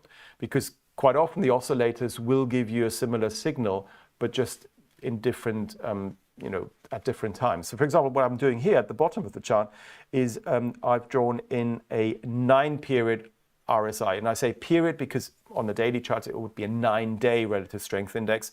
On an hourly chart, it would be a 9-hour, for example. So what we can see here is that also that low that we made on Sunday basically was where the previous low was made here in June. Would I have gone long, for example, Bitcoin simply because of this? No, because it's an oscillator. An oscillator is basically following the price action. It's lagging the underlying asset that you're analyzing, in this case, Bitcoin. But what we can also see is different kinds of analysis by just looking at the oscillator. We can see whether it's overbought or oversold. And we can see here, you can also draw in resistance line on the oscillator. And we can see that we've currently broken through that one. So we're basically confirming the trend line break that we are seeing on the price action itself. Here you can see we also have a resistance line, which we're testing at the moment. Can you see from this high here on the 11th of June, drawn through the 16th of June high, that currently acts as resistance. That, technically speaking, may be the reason why the Bitcoin cryptocurrency here is not advancing at the moment. It may be because of that resistance. And then once you break through a resistance line and you break above a previous relative high, that for me is a signal that, technically speaking, the odds have shifted towards further upside being seen. So enough about Bitcoin. Let's look at another one. How about Ether? Let's look at a new one here. So this is what I had on my chart last week. I haven't touched it since, and you can see here what I've done is basically drawn in previous support levels, the support area. I should have actually done it this way here, with these lows, and you can see we clearly fell through the support, and now we're back above it. But because we fell through this in a sort of a more significant distance than that what we saw on the Bitcoin chart, I believe that we can now remove. This previous high here, we can say, well, that's our resistance ahead of the all-time high, these previous highs, and this high here. So that we can leave on there. And yes, I mean, you could say, okay, this whole area here going all the way back up to 2,468 back in, no, 2,879, sorry, in June, could be our resistance area. Fine, but you know, if you've got several touching points here which are close by, these highs here, then for me that is the resistance area. So what can we see? We can also see this uptrend line here. It's a support line because it's a tentative uptrend line. We've only got 2 touching points here. That was fallen through, and Ethereum, Ether, the cryptocurrency, then fell through that uptrend line and through and closed below this previous reaction low. So for me, that was then a valid trend line break. So this trend line we have to remove because we've broken through it. But what do we do with this one? We've got this one still up here, and you can see I left it on the chart. And basically, we did fall through that uptrend line. So, you know, intraday investor might have thought, oh, it's a trend line break, it's going to go down. And even those who look at it from a closing basis could have said, oh, Ether closed below this uptrend line, therefore it's going to go all the way down again. But that is incorrect. For me, what is far more important is a trend line break. So in this case, this would be, on a closing basis on Sunday, a valid trend line break. But I go to my left of my charts, I want to see a close below the next lower relative low. Now, in this case, it's a long way away, it's down here. But that means we haven't closed below there, so it's not a valid trend line break, it's per se. Plus, if you look at the pattern of a decline, can you see here what we're seeing is potentially what is called an Elliott wave ABC correction and a zigzag correction. What it is from the high, you go down, back up again, and down by a similar distance, slightly longer than the previous one in this case. From there to there, this distance here is projected lower from that high here. So that's wave A, wave B, wave C. You don't need to know all of that. All you need to look at is the pattern. Have you got to move down, up, towards maybe half of that move and then back down again? That quite often is a corrective move, because an impulsive move, that's a move that moves very quickly in the direction of the trend, like we did here, for example, at the beginning of May. So what do we do? This trend line clearly is no longer valid. Well, it's normal for trends when they lose momentum to become flatter. So all you do is you make sure you have no data going through your trend line. You basically just put it to the lowest point. So now we've got 2 touching points, but because this one's quite close, we could actually say, no, it's actually a valid trend line. It nearly has 3 touching points. So in this case, this uptrend is still valid. That could be a corrective move. Could we go higher now? So what we do is we actually look at another resistance line from the top, which we draw through the next lower one. Can you see here? Had I done that, this would be incorrect, because can you see here, I've got the shadow of this candle going through the downtrend line. So what I need to make sure is that all the data is within or below that downtrend line or that resistance line. So in this case, this is the case. But yesterday, we managed to break through that downtrend line, and we touched the 55-day simply moving average, which I use instead of the 50-day moving average. It's just a preference. But here, we are in the process of breaking through that downtrend line. Now, if we were to manage to break through it, what is important? Well, we need to break above the previous relative high as well. So we need not only to see a trend line break, but also a move above this high here from the 20th of June. That was made at $2,569 approximately. Once we see that, and by the way, we've got this red line here, which is a 200-day simply moving average. Well, once that happens, then it's very likely that that uptrend that we've started at the beginning of this week is to continue. And in that case, what are we targeting? The previous highs. So these highs here, this major resistance area. Now, as I said before, that might be the projection from the charts, but it might turn out to be wrong. So if you're a holder or an investor in Ethereum, at what point are you wrong? Same as with Bitcoin. If we fall below the previous low here, below Sunday's low at $2,115.55, then you're probably wrong. In this case, it would then probably slide further towards this support area here, seen at the beginning of May. Now, there's a quick question on Coinbase. I've only got a few minutes left. Coinbase, I'm not going to cover today. Let's do that tomorrow. Not tomorrow, next week on Wednesday. Sorry, we've run out of time because we've got other presenters coming after me, but I'm going to talk about Coinbase next time around. Thanks a lot. Bye. See you next week.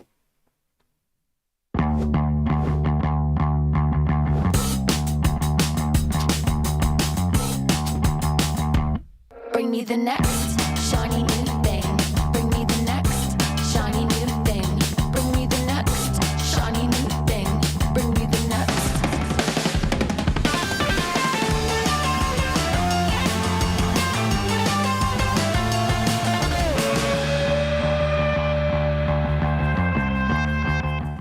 This is a huge moment for IG and a major milestone in the UK's crypto journey, with retail investors now able to buy, sell and hold 35 crypto assets with a grown-up business.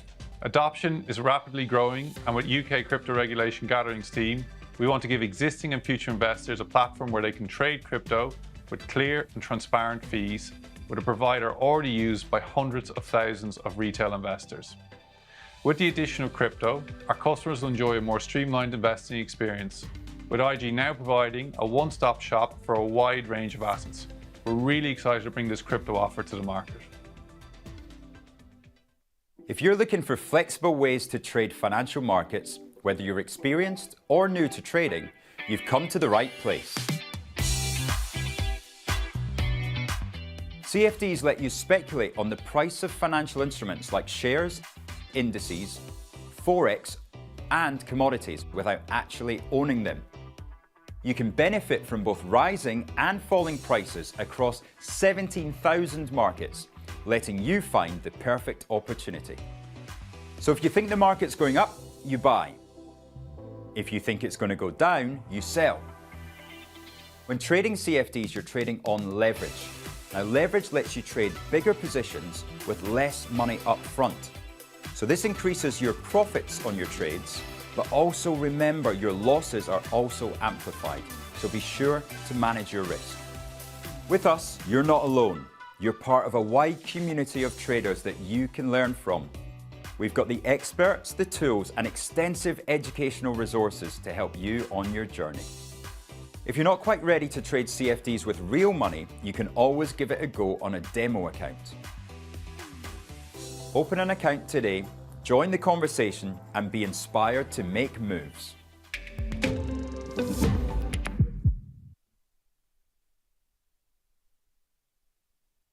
Watch Trade Live with IG weekdays from 7:30 a.m. on our brand new YouTube channel at Trade Live with IG. As well as the live show on our new YouTube, you will find our full beginner's course to trading options, daily YouTube shorts of all the action that happens after the show's finished, and Trade of the Week and Psychology of Markets. And don't forget to hit those like and subscribe buttons for more exclusive trading content. This is a huge moment for IG and a major milestone in the UK's crypto journey, with retail investors now able to buy, sell and hold 35 crypto assets with a grown-up business. Adoption is rapidly growing, and with UK crypto regulation gathering steam, we want to give existing and future investors a platform where they can trade crypto with clear and transparent fees with a provider already used by hundreds of thousands of retail investors. With the addition of crypto, our customers will enjoy a more streamlined investing experience, with IG now providing a one-stop shop for a wide range of assets. We're really excited to bring this crypto offer to the market.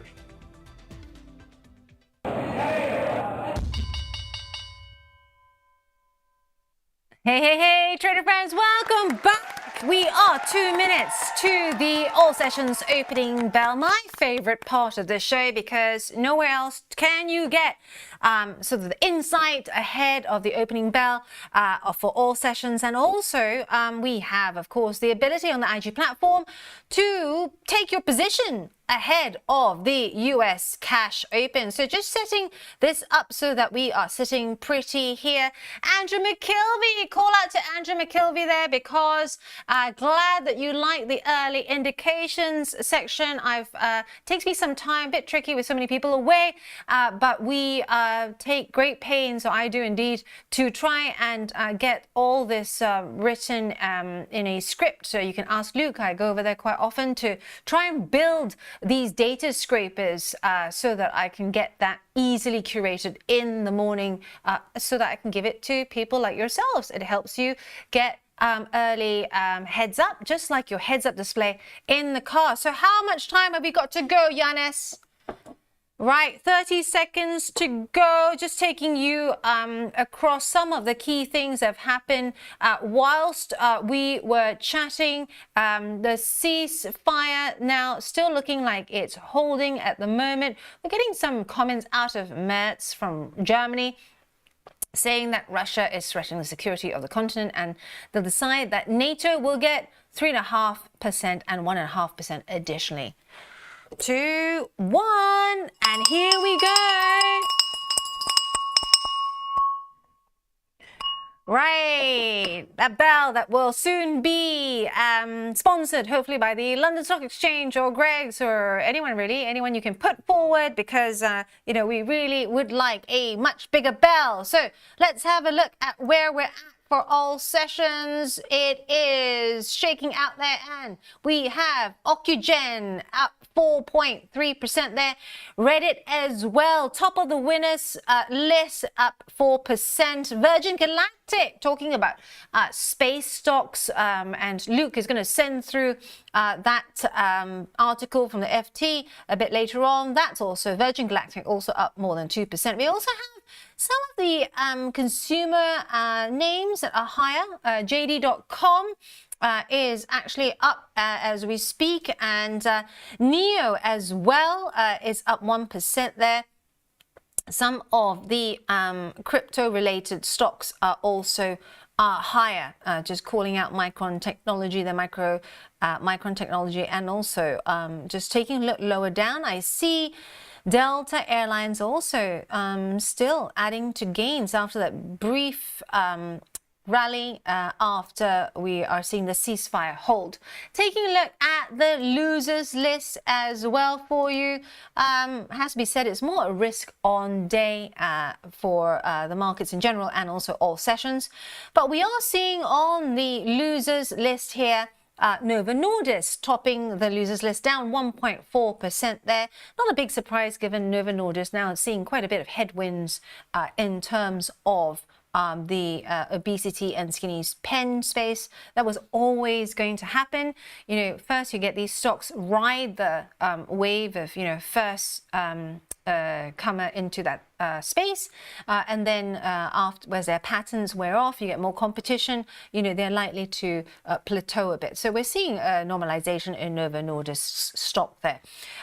Best Buy, General Motors also down 8% there. And also we have Palantir down 0.2%. Not much to report there. Let's head back to the indices just to give you a quick overview of where we are at the moment. And it's looking flat or higher as we see this tentative Middle East truce holding. Lots of people, of course, keeping an eye on some of these hostilities still. Of course, it is a very serious situation there. But at the moment, it looks like the ceasefire, although shaky, is still holding. Israel saying that it will respond forcefully to Iranian missile strikes that came after Trump announced that end to the hostilities. Also checking in on the forex side of things, the dollar. Checking on the dollar basket, it is up slightly as we speak there. Adding that to my workspace, not by much. The dollar still really stuck in that 97 to 98 level there. Dollar weakening after JP. We haven't covered this much in the show just yet, but just giving you a synopsis. Powell, JP, saying that he and many at the Fed expect inflation to start accelerating soon, and that the central bank, though, was in no rush to ease borrowing costs. This could be in response to some of the comments coming from some Fed officials recently, Bowman, one of them, saying that perhaps it could be time to start easing, or the suggestion was that, which was a surprise because she tends to be a hawk normally. Also taking a look at the commodities space, if we may. How much time we got, Yanis? Right, plenty of time. We have 6 minutes there in the commodities space. Zooming in for you so you can see that WTI is up 1.3% there, and also Brent crude following that higher 1.2% there. Gold is up slightly, has to be said, but you know, not a surprise there either, because we had gold easing off yesterday. Markets, of course, in a previous session, seemingly shrugging off the hostilities there. It does seem at the moment, this could change, remember, trader friends, in a heartbeat, because we're in that world right now with Trump and tweets and firing and starting an attack without the nod from Congress. So we are in that time at the moment. So this could change, but at the moment, what the market is suggesting is that they are looking at the ceasefire holding, at least for now. Also, don't forget, looking lower down at the commodities space, a softer US dollar, of course, makes commodities and dollar price metals more attractive, right, for buyers using other currencies. So looking out there, you know, copper is up, well supported, up 0.2% there. We talked about copper yesterday as well with Scotty, who was here, Scotty Byrne, who is ex-CS, ex-Credit Suisse. But we also said if you're trading copper, make sure you keep an eye on the copper demand from China. It's the biggest consumer. And quickly, just before we go, there are some other key things that I'd like to get you across as well, because it has been quite an interesting day on the movers. Banks have had a good day. Let's see if they're still holding. HSBC is still up 0.5% there, and also Lloyd's, one that is very well traded here at IG, is now actually down, 0.75%. Let's see if Standard Chartered has held. Standard Chartered, there we are, and it has, but it has eased off. It's given back some of the earlier gains there as well. Really, really interesting space. Let's have a look elsewhere now to see whether we can pick out some of these individual movers for you. Looking earlier, we had Stellantis, which was moving rapidly higher. Let's have a look at that to see whether that has moved. Stellantis.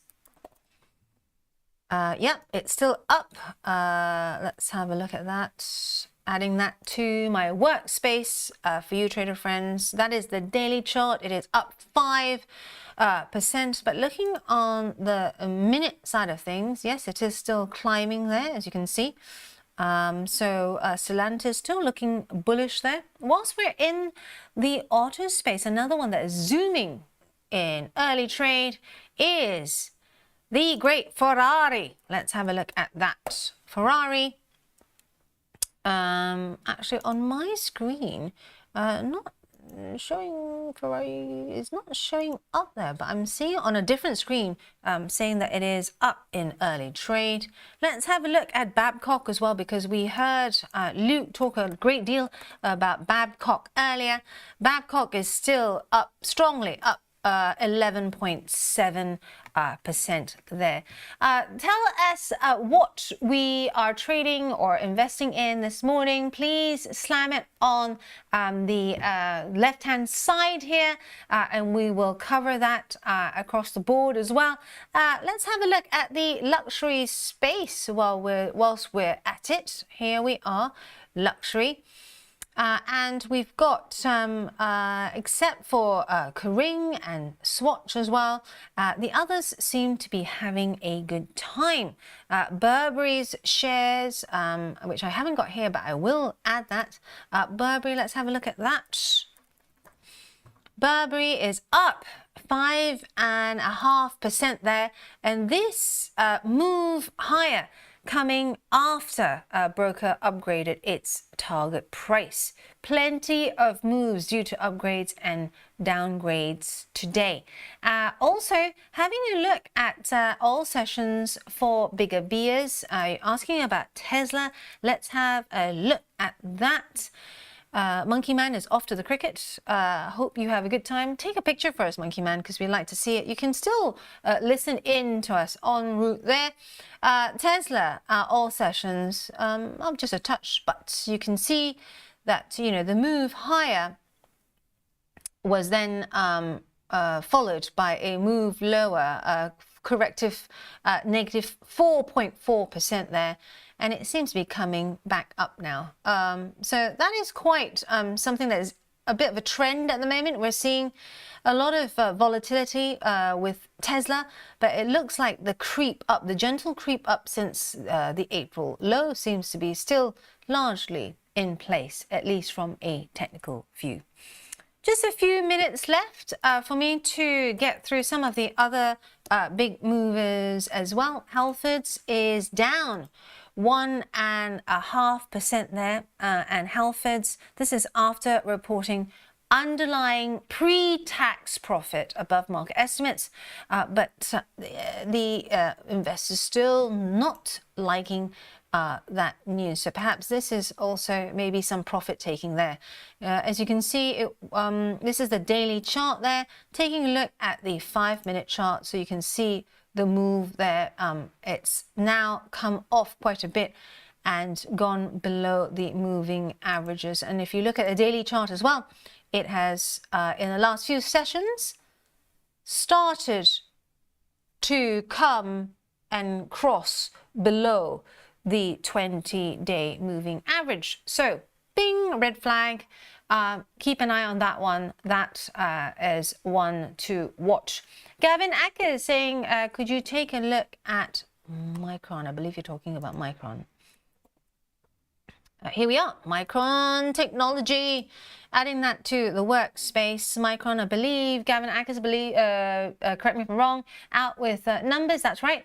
And it is looking bullish. And from a technical viewpoint, Gavin, just drawing that out so that all our viewer friends can see as well. I'm going to do it quite slowly because when I met a lot of you on Friday evening, one of the key feedbacks that I had was it was nice to hear that a lot of you enjoyed watching me draw, albeit badly, on air, but also I do it a lot slower because you know, if I'm trying to learn something new, especially online, I like to take it quite slow.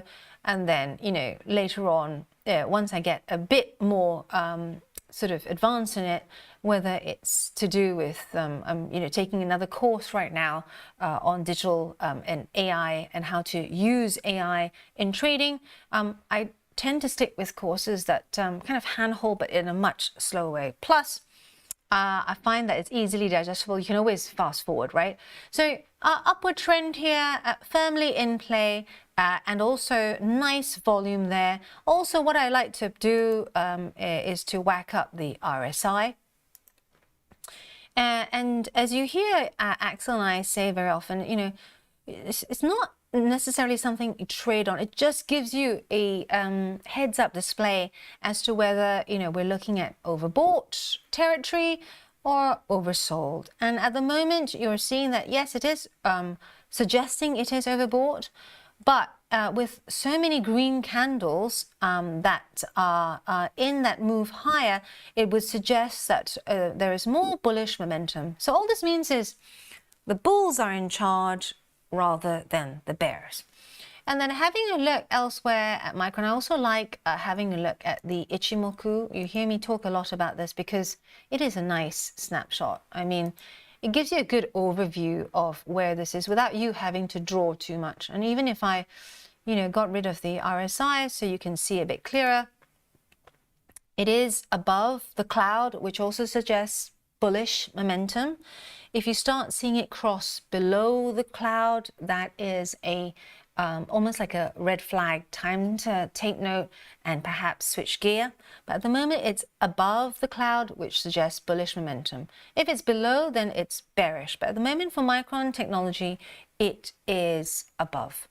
And then just taking a look, because I do use other bits of software that I have at my disposal. And I use, for fundamentals, I use LSEG Worktop. And I hear you asking, what else do you use? I also use Bloomberg, because once you learn how to use a Bloomberg terminal, you never really forget. It's like riding a bicycle. I like to see a healthy amount of upgrades before an earnings report, Gavin. So what I'm looking out for is 2 weeks before this coming earnings, I like to see a good amount of price target upgrades. And here you have it. If you look, I'm sure you can find this online as well. Bernstein raised its price target this week on Micron. We also had Wedbush. And the other one was Wells Fargo, 20th of June, and they also raised their price target to 150 from 130. Earlier in June as well, you can also Google this, or I can send this to you.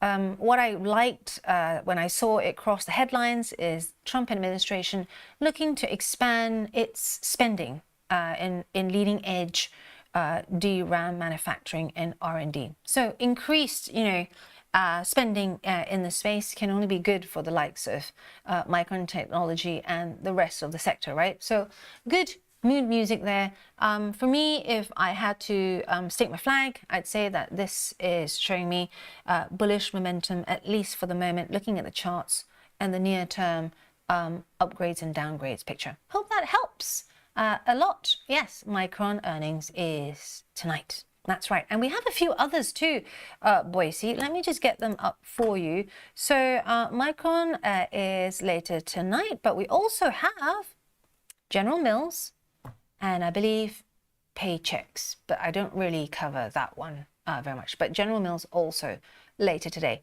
Right, we're going to have to wrap here. Any more questions, do slam in the chat and also hit the like and subscribe button. And if you want to ask me questions later, you can always get me at ask@ig.com. We will see you quite soon. Let's give us a heads up as to what other things that are useful. For example, a lot of people ask me, Ange, what made you so sure that oil and that short called by Dylan was going to be something that is probably, we all talk about probabilities here because nothing is guaranteed, but in terms of probability, and we like to talk about directional trade, is probably going to come to pass that the short is the right way to go. Well, look up marine traffic, because there's a really cool app called Marine Traffic, which I can show you tomorrow, but it shows all the ships that go through the Straits of Hormuz. And boy, if you look at it right now, or yesterday or the day before, it is still looking very busy. Right, and on that note, do stay on, because we have interviews with Michael Seen after this, and of course that talking shop about how to use AI in a more clever and efficient way to help you and your investing.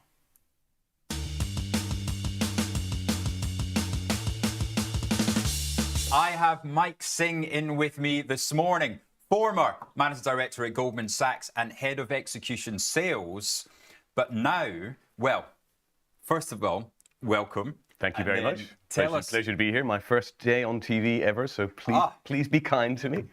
We can't promise that. Yeah. But yeah, we talk a lot about buybacks on this show. This is the #1 expert on buybacks in this country, if not more.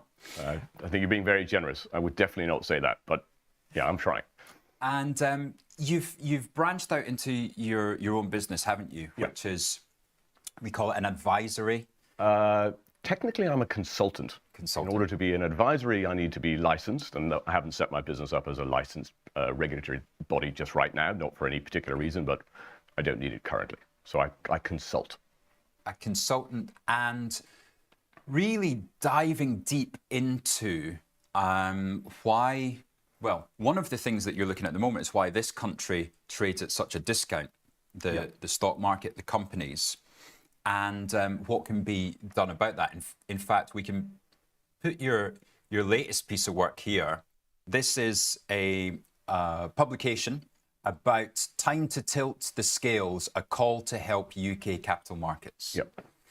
Now, give us a bit of background, and then what this takes us. Sure. So by background, I'm an equity execution guy. So what that means is historically, I've helped investors when they make a decision to buy or sell a security. Don't ask me what you should buy or sell. I'm hopeless at that.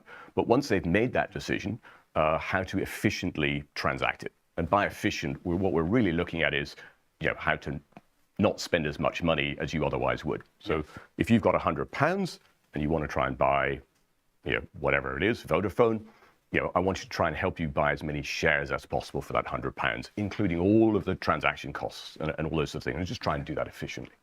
Yeah. So since, I sort of have spent 30 years helping customers do that in various different ways across lots of different types of customers, lots of different ways of transacting, from portfolio trading, algorithmic trading, etc. My last role, I was running the execution service of a relatively small business, and we sold that business to a very large investment bank. And was that Redburn? It was involved in helping to manage Redburn, and I was responsible for their execution services. Right. And we sold that business to a company called Rothschild & Co. Right. And in that transaction, one of the things that the Rothschild & Co. bankers wanted me and my execution team to help them with was to build pitch books to sell the execution services of the new broker that they had bought. Yeah. What was going to become their equity department, if you like, to try and help corporates do transactions. And it was, they were interested in pitch books to try and help with share buybacks. Yeah. And that was when I sort of first had a real proper look at and trying to understand how does the market execute buybacks and how are things set up. I'd done a little bit before, but really I wasn't really involved. Because it is very complex, isn't it? But I remember, 2011 it must have been, I was doing Rio Tinto's buyback. Yep. So about $2 billion over the 12 months. Yep. But we were buying up to 100,000 shares a day with a target of the VWAP. And anybody who doesn't know VWAP, it's a very technical term used in banking that is just the volume weighted average price. So my target was to beat this average price during the day, but you could cheat, because if the stock went down, then the company would just send another 50,000 shares to buy. So you always looked good against this VWAP. Yeah. And there is a lot of ways that banks are helping themselves look very good in these transactions, isn't it? And the cost that you detail in this article is astronomical. So, if we go back to what am I trying to do, and then I'll bring it back into that process. So I'm trying to help corporates, when they transact in their own shares, do that efficiently. So if you want to buy £1 billion of your own shares, which is the average FTSE 100 company buys £1 billion worth of their own shares a year, it's just a little more. So last year, I think it was 54 FTSE 100 companies executed a buyback of larger than 1% of number of shares outstanding, so a significant buyback. And the cumulative value spent was about £57 billion. So, each one, that's an average, as opposed to like Shell alone is buying back, I think it's $15 billion a year, $3.5 billion a quarter. So that, multiply that by 4, is that 15? Something like that. Anyway. Yeah. So when you look at those sorts of transactions and measure them through the eyes of how would an investor think about transacting a buy order of that size, and you measure things from that perspective, I estimate, and it is an estimate, it's definitely not based on hard data, but people can challenge me on this and have challenged me on it, and we walk away going, okay, that's fair enough. And it comes from a lot of experience. And there's a bit of experience behind it, yeah. And I estimated at about 7% on average for these very large transactions for a buyback executed in the UK. Yeah, so that's the cost to That's the the total company. cost for everything, yeah, which is borne by the shareholders, because the shareholders own the company, right? And by comparison, somebody else, Man Group, estimated a similar process for the S&P 500 in the US and came up with a number of about 3%. So if my guesstimate is close to right, which I think it is, then there's a 4% difference for every dollar that you buy back in the UK versus the US. Yeah. So now that doesn't cause a valuation discount, right? We have a lot of problems in the UK right now where, if we look back the last 18 months to December 2024, so last December, we lost a net 115 companies listed in the UK in the what we call a primary listing. As a percentage, and we ended the year, I think it was with 972. So that's more than 10% of listings lost in 18 months to December. And that's this year. Takeovers. Correct. Delistings, moving listings, takeovers, take privates, M&A, all of that stuff combined. And it's devastating from the UK's perspective because our financial service industry, whether you're in private equity or whether you're in public equity, whether you're in debt or anything, we need to have healthy public markets to be able to function. And the first thing you need for a healthy public market is investors willing to risk their capital. They expect a healthy return in order to be able to risk their capital. Right? If they get a better return for the same risk somewhere else, they will do that.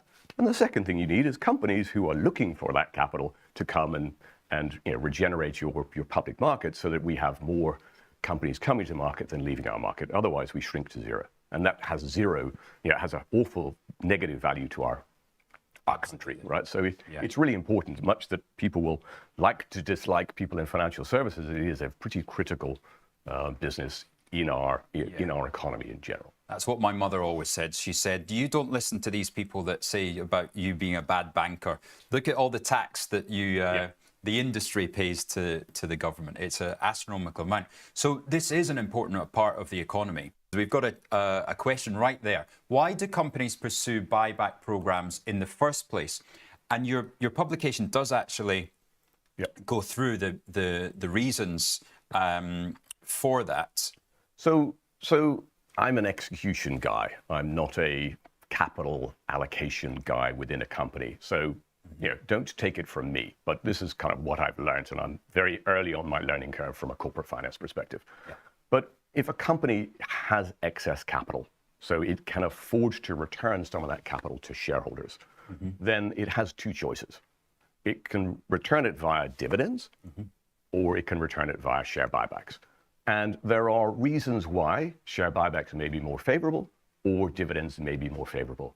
But generically speaking, if your company is trading, the share price of your company is trading at a discount to what people think is the fair valuation, then share buybacks they transfer wealth to the remaining shareholders from the shareholders who choose to sell. And you do that because you're reducing the share count. The share count. So if you've got a company which has got 100 shares outstanding and it wants to return £100 to those shareholders, if it did it via a dividend, each shareholder would receive £1. Right? It's pretty simple. So imagine you owned 10 of these shares, so you are a 10% holder. If it wants to return the same £100 but do it via a buyback, it has to go and buy those shares from the share register, from the shareholders, and it can do that in a number of ways. If it does it through the market, what we would call an open market transaction, you can't actually buy the share from the selling shareholder because the selling shareholders will sell it to the market, and you as a company have to buy it from the market, which is where these rules you were coming into talking about before, right? There are rules as to how as a company, you're allowed to buy the shares so that you don't get accused of manipulating your own share price. Those sorts of things. So, when that enters the equation, the company has to go and buy shares from the market. Now, that's a technically challenging thing to do. It's easy for £100. It's very different for £1 billion because the share price, it can take a long time. The share price can move around. But these companies typically don't have internal trading expertise. Right. Right. So you can imagine if you're an investor, so you're Warren Buffett's, Berkshire Hathaway, or you're Fidelity or whoever. Yeah. If you want to buy £1 billion of something, you give that to your internal trader, and their job is to protect your interests and to try and turn that into as many shares as possible in a risk and cost efficient manner, right? I mean, that's a very specialized world. Absolutely. And this is where you and I used to live, right? With one way or another, we were involved in this process. And there are lots and lots of tricks. The buy-side trader, as we would call it, this person, the investor who's looking after this transaction, their job is to understand how to do this as efficiently as they possibly can. And the intermediaries, so the brokers in general, hopefully not the broker who the buy-side trader is transacting with through that on that day, but the market's job is to try and extract as much value from those orders as the market makers, all these people. They provide a fantastic service, but like their job is to try and make money from other people trading. Yes, that's what their job is essentially. And so there's a game going on, and it's complicated, and it has lots and lots of different layers and cleverness and complexity and stuff like that. And professional traders, their job is to understand how to not get taken advantage of or abused or whatever you want to call it. A corporate, when you actually go and talk to the corporates, this is, they don't know what they don't know. They don't know the tricks of the market. A huge information disadvantage. Yeah, massive disadvantage. And when you talk to these people, they're IR or their treasury, or they work within the finance department. They're fantastically competent people, but they just don't know the tricks. And so they are vulnerable to being taken advantage of, and it happens a lot. And when you think about the scale, and we're just talking in the UK, 60 billion, or 57 billion pounds last year. If you can make an extra 10 basis points or 50 basis points or 1% from that, and I'm saying it's about 4% in total. That's a lot for the market.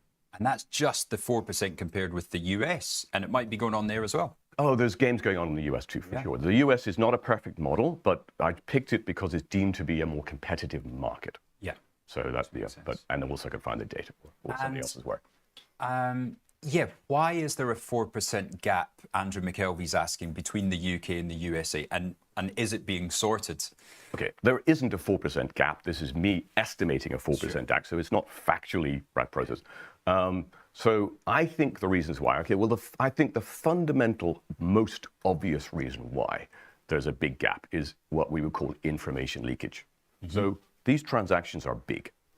If you're a US listed company and you want to do a buyback, your board has made a decision and approved a decision to return capital via a buyback. The only disclosure you need to make is when the board makes the approval, which is a permission to the executives that you can do a buyback. And that's disclosed through AGMs and publicly disclosed as it should be, right? We can't have a company transacting in its own shares without the shareholders knowing. That would be very unfair. Yeah. But now that's a permission. They don't need to do the transaction. They have an option to or a choice to do so. And if they choose to do so, they don't have to tell the market until their 10Ks and 10Qs, so quarterly numbers after the fact. So, there's an advantage when you're trying to buy £1 billion of something that the market doesn't know you're starting to. Okay? Absolutely. So in the UK, the way we've set up our safe harbor rules and where companies get the legal protection from being litigated against or challenged from a legal perspective, the rules say that if you want to do a share buyback and stay within the safe harbor, when you take that permission from your board and turn it into an intention to buy, before you buy a single share, you have to disclose. So what you'll see in what we call the regulatory news, so the RNS, We've got an example here. We'll pop Vodafone up. Okay. And you can see, this.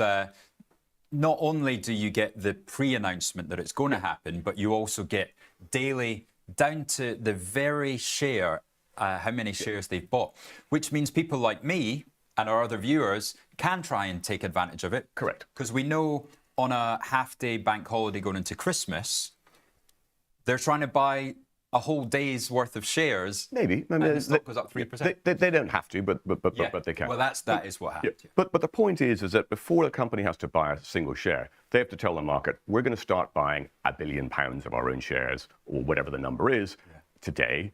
We expect to finish, there's a series of things, minimum things they have to explain.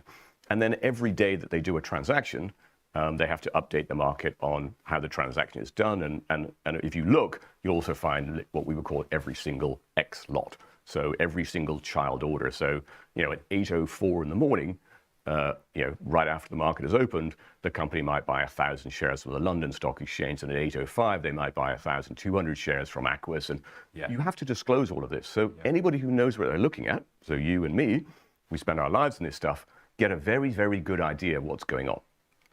And that does lead to opportunities for totally legal front running, which I think is not the way that we should design the market if we want to try and protect the long-term investor. Absolutely. So the question to the regulator really is, who are you trying to protect? And you have to make some judgment balances as to who you're trying to protect. I think this particular disclosure law is excellent insofar as they're the best disclosure laws in the world, in my opinion. For transparency. From a transparency perspective.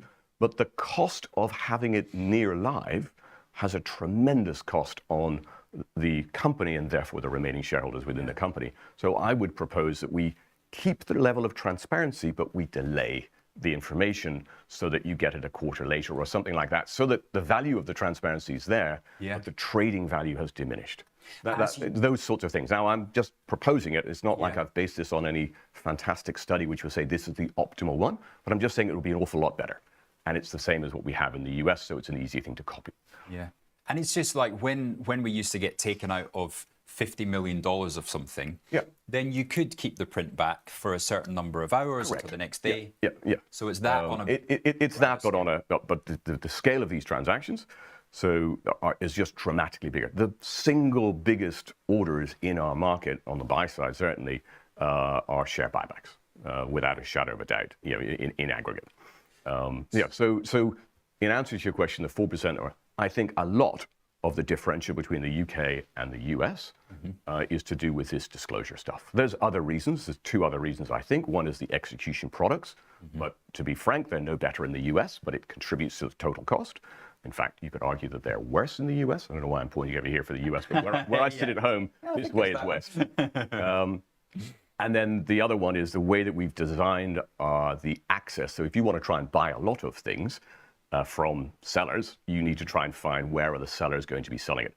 And within our market, as you probably understand, your listeners probably understand, we have lots of different mini exchanges within the market. So we've got London Stock, we've got these things called dark pools, and all these sorts of things. You want to be able to go where you can buy the shares from the sellers, and most of the sellers over time tend to be the professional money managers is where most, not all, but if you go and look by percentage of ownership, the vast majority is owned by professional. So you want to be able to go there. And then just going back to Maturin's question, so to underline your view and the view of obviously the companies as well, it does benefit the company if they perceive the share to be worth less than the market or worth less than the valuation would otherwise suggest. So cancelling the shares does help you have a bigger EPS. It does, yeah. So if I can steal from Warren Buffett and just explain that why it makes sense and when it makes sense to do a buyback and when it doesn't. So if we take Warren Buffett, and apologies, Mr. Buffett, because I'm going to steal your idea and probably get it. I'm probably far worse here. Probably get it wrong. So imagine we have a 3-share company. You own 1 share, I own 1 share, and Mr. Buffett owns 1 share. So it's a 3-share company. And the total value of the company is £3,000, right? So we don't need to worry about how we value this company. You don't need a super analyst to come and forecast future earnings and do discounted cash flows or you know exactly what the value is. It's £3,000. There's no question. And the company wants to do a buyback, and I choose to sell my share.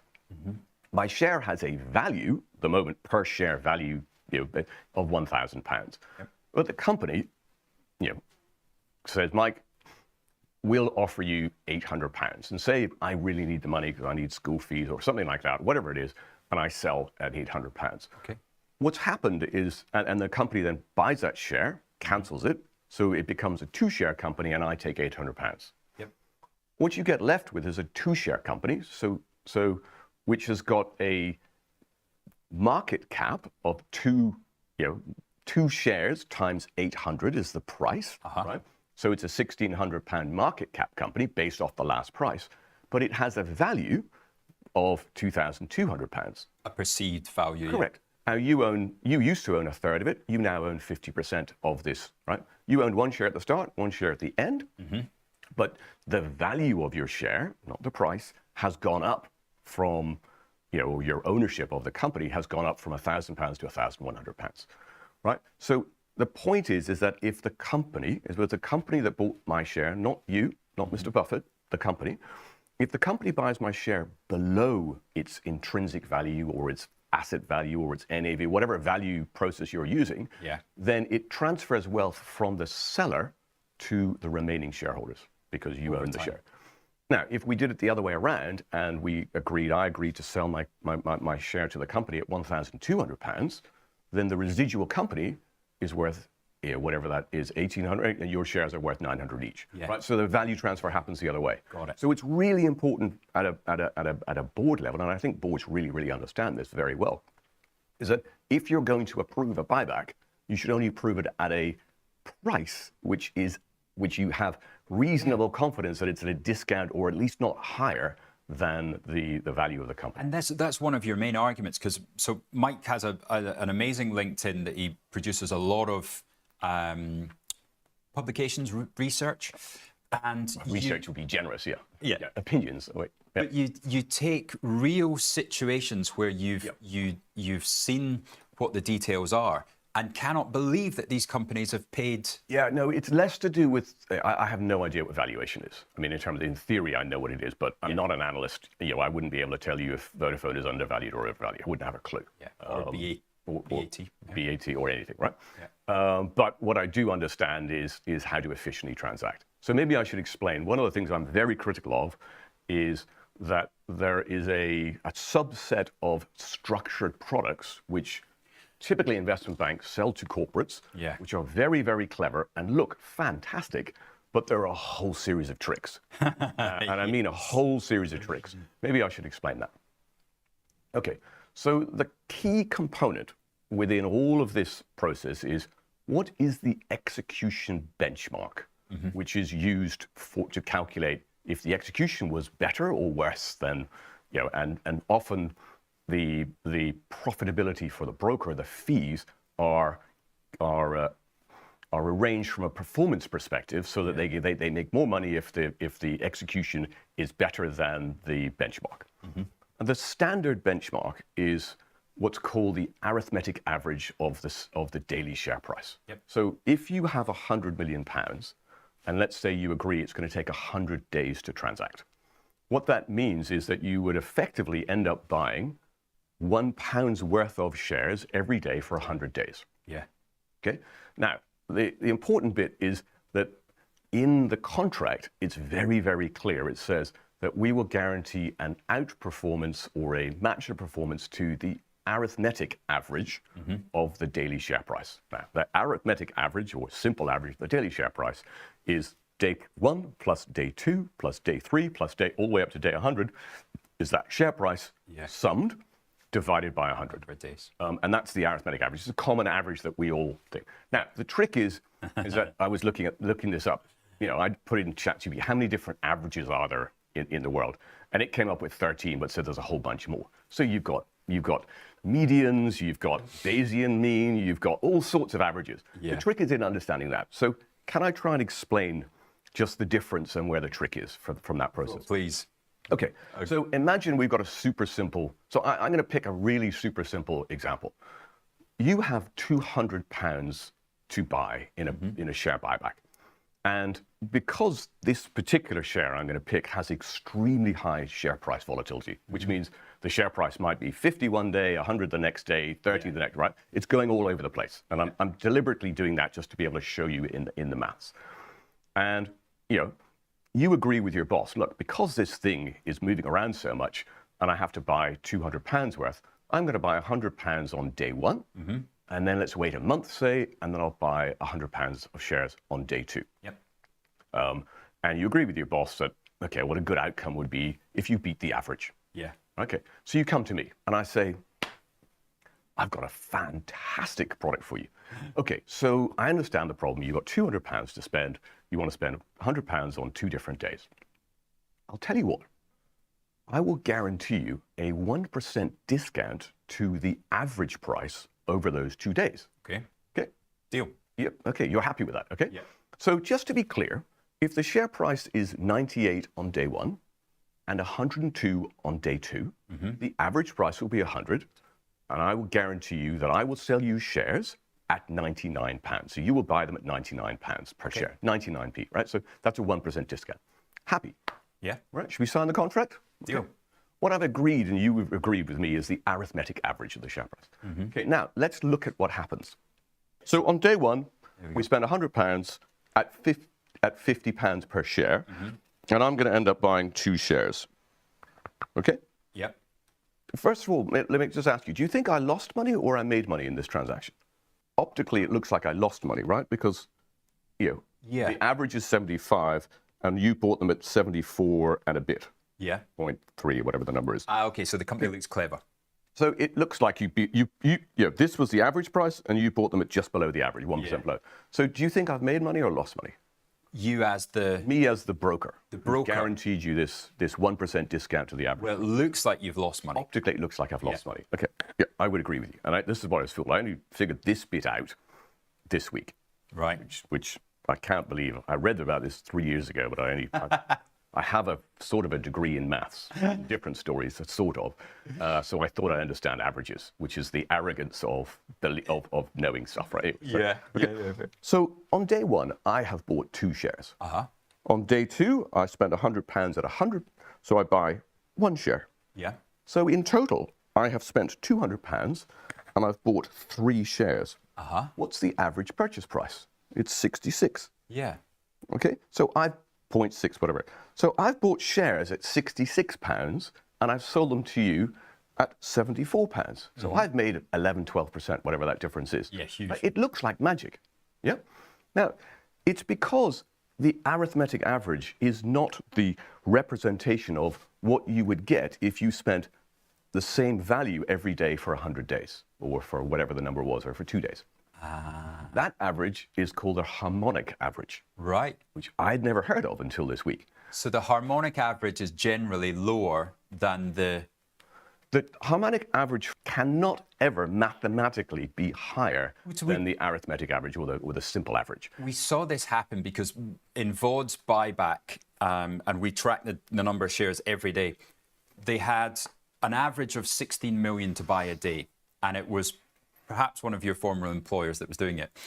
And they came out and they bought 30 million shares day one. And I was, wow, they're only meant to buy 16. 30 million shares day two. Yeah. Day three, 36 million shares. And I could not understand, but that was at 66 pence. Next thing, the share was 70p.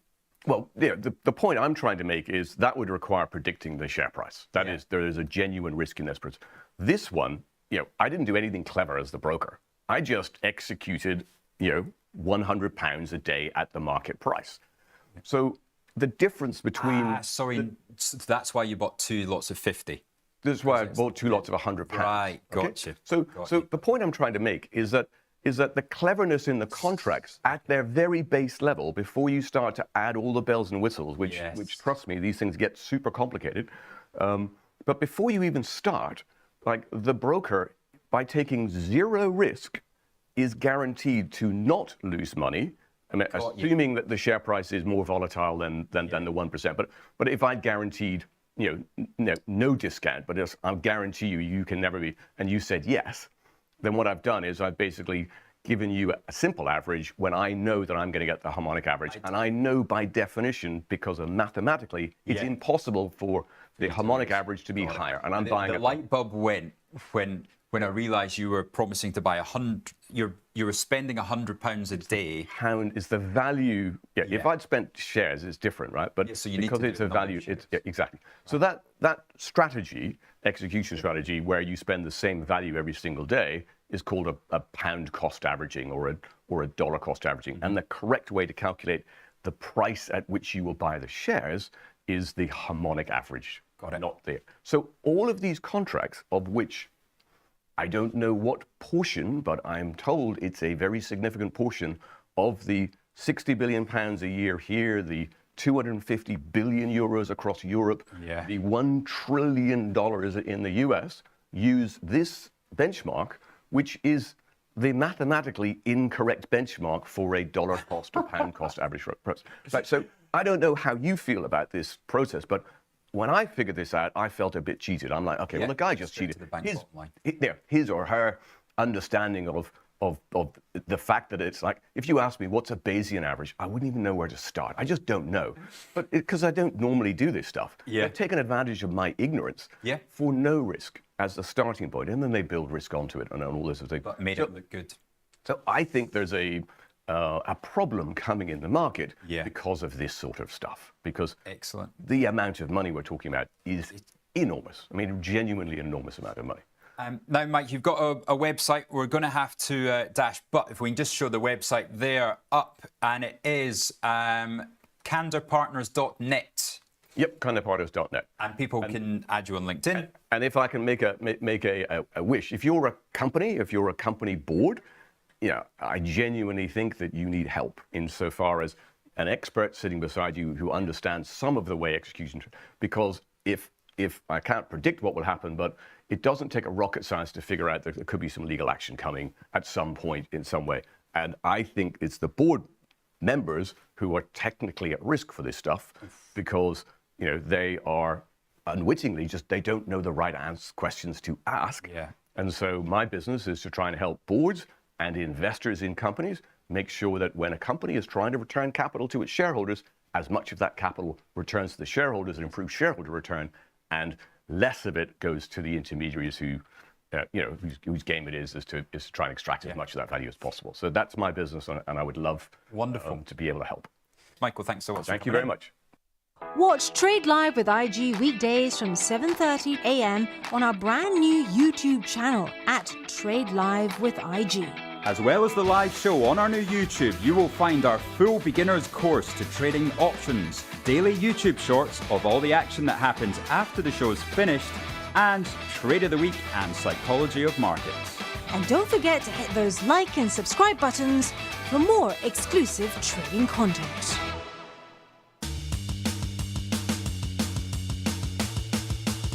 Another episode of Talking Shop here with IG. I am your host for this particular session.